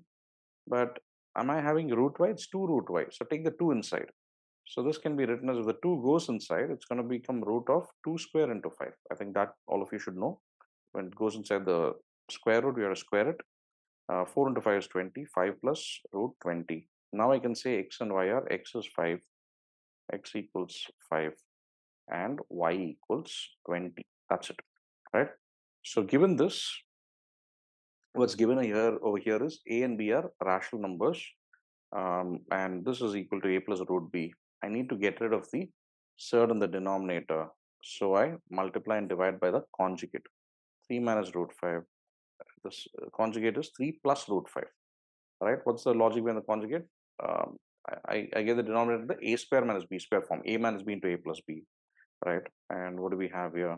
3 plus root 5 the whole square is 3 square plus root 5 whole square plus 2ab, right? 6 root 5 divided by uh, 3 square is 9 minus root 5 square is 5, right? And this is going to give us 14 plus 6 root 5 divided by 4, right? I can divide a 2 over here, and we're getting 7 by 2 plus 3 root 5 by 2, and 7 by 2 is 7 by 2, right? Plus, what can I get over here in terms of 3 root 5 by 2? I want to get everything into the square root. So 3, when I take it inside, it becomes a 3 square 9, 9 5s are 45.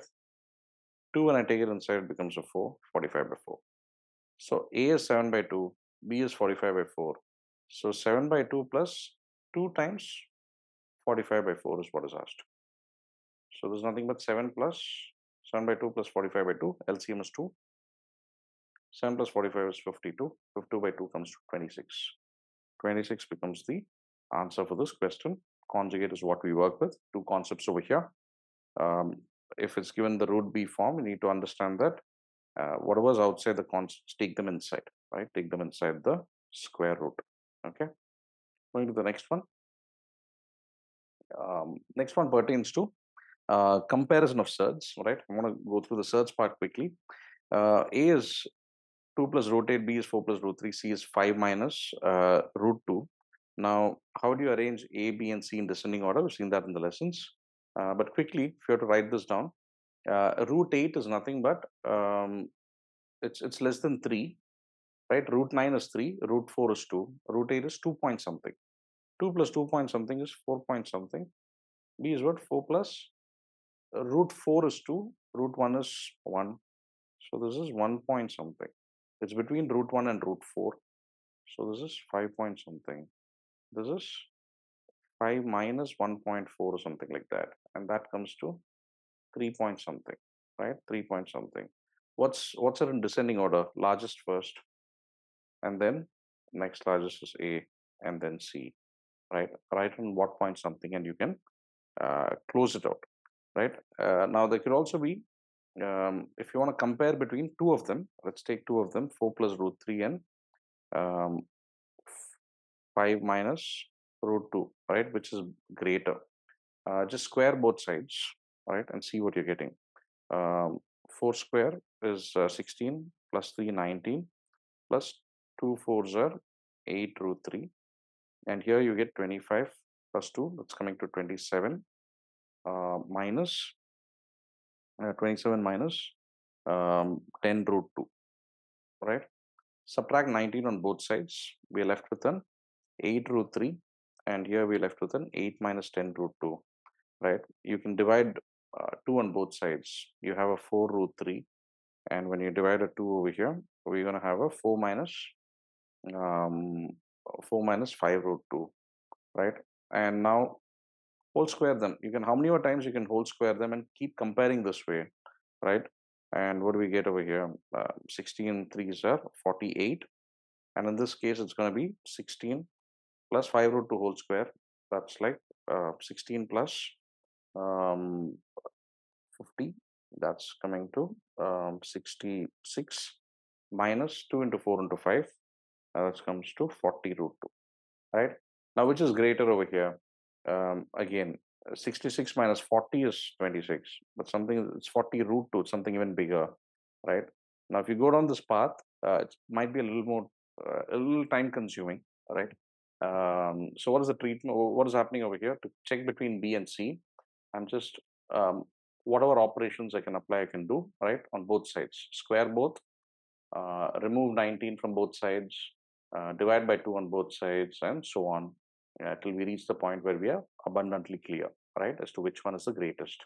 But in questions like these, see if you can write them as something. So 5 minus 1 point something, 5 minus 1 point something, and 1.4 or something like that is 3.6 odd, right? That way, and you should be able to quickly close this out. Okay, on to the next concept over here.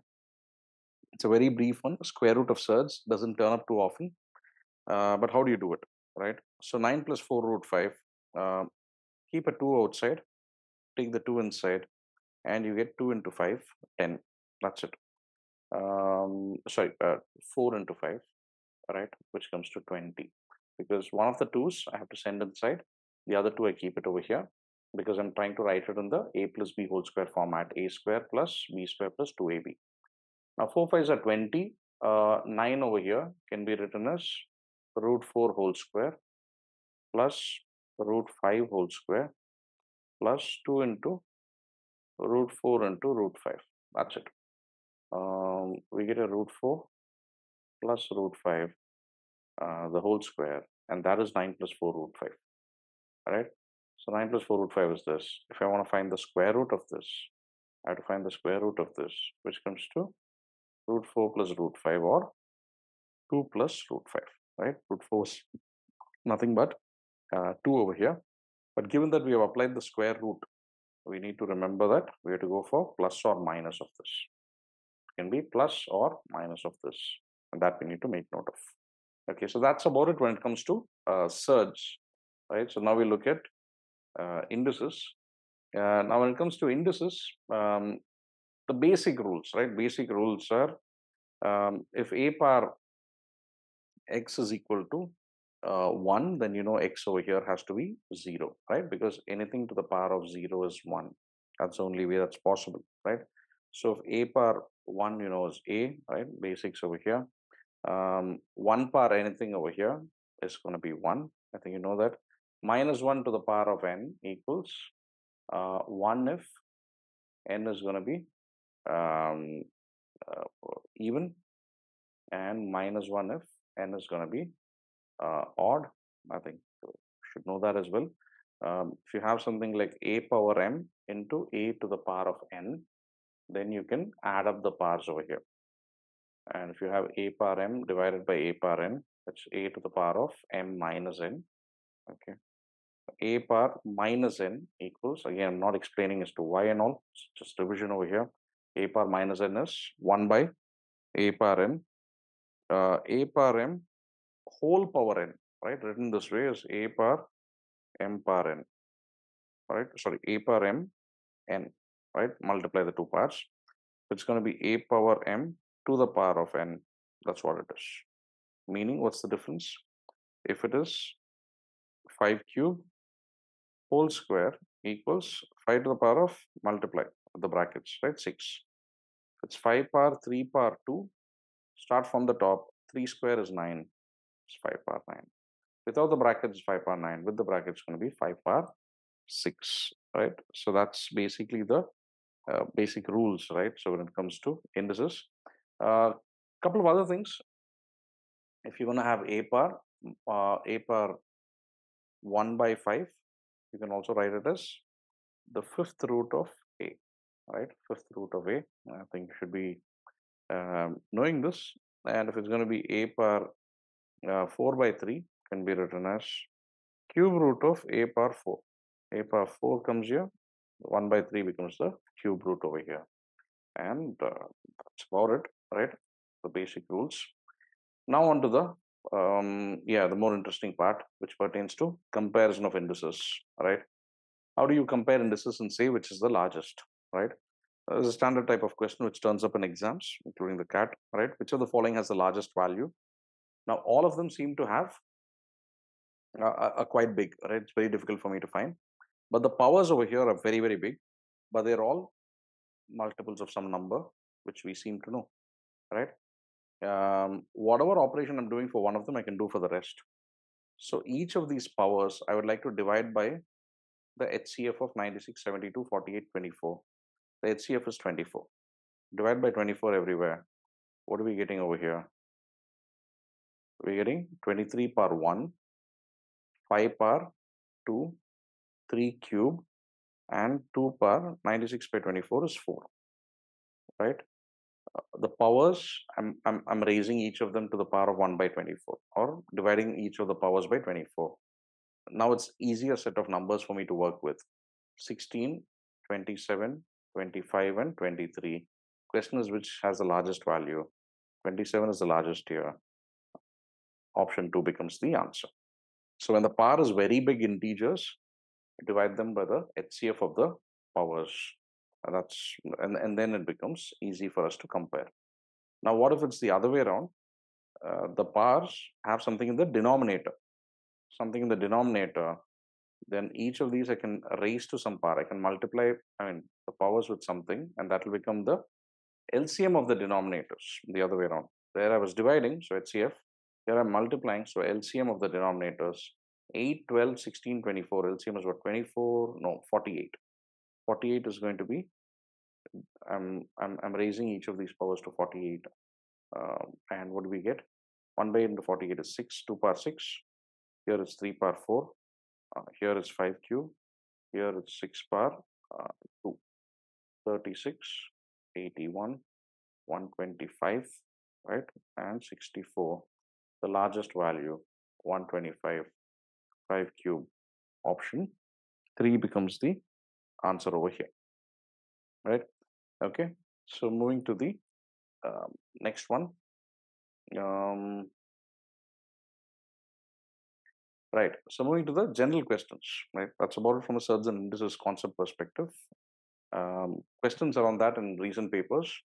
If n is a positive integer, the 7th root of 10 into 7th root of 10 whole square into 7th root of 10 whole power n goes on till there is greater than 999, then the smallest value of n is what? Smallest value of n.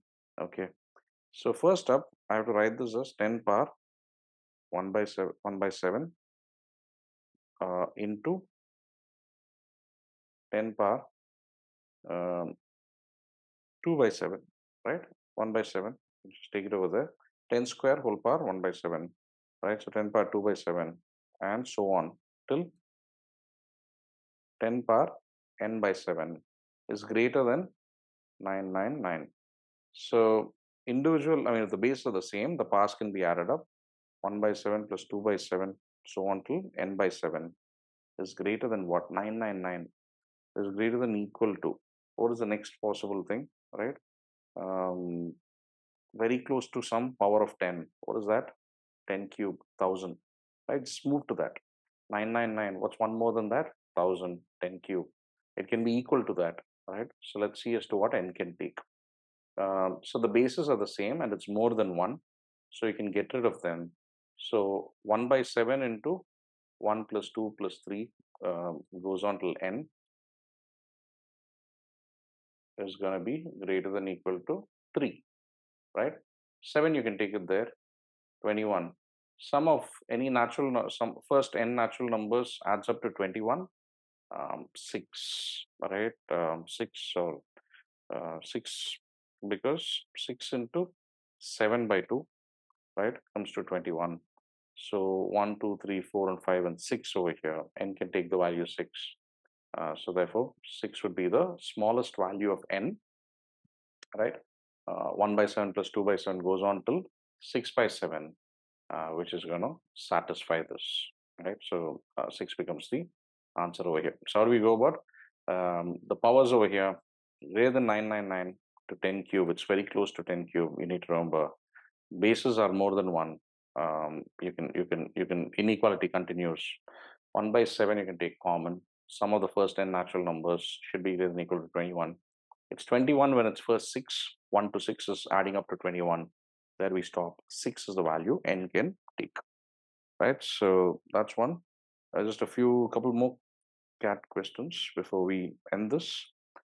So another one which came up, right? Quite an interesting one. This was the smallest integer n for which 4 power n is greater than 17 power 19, right?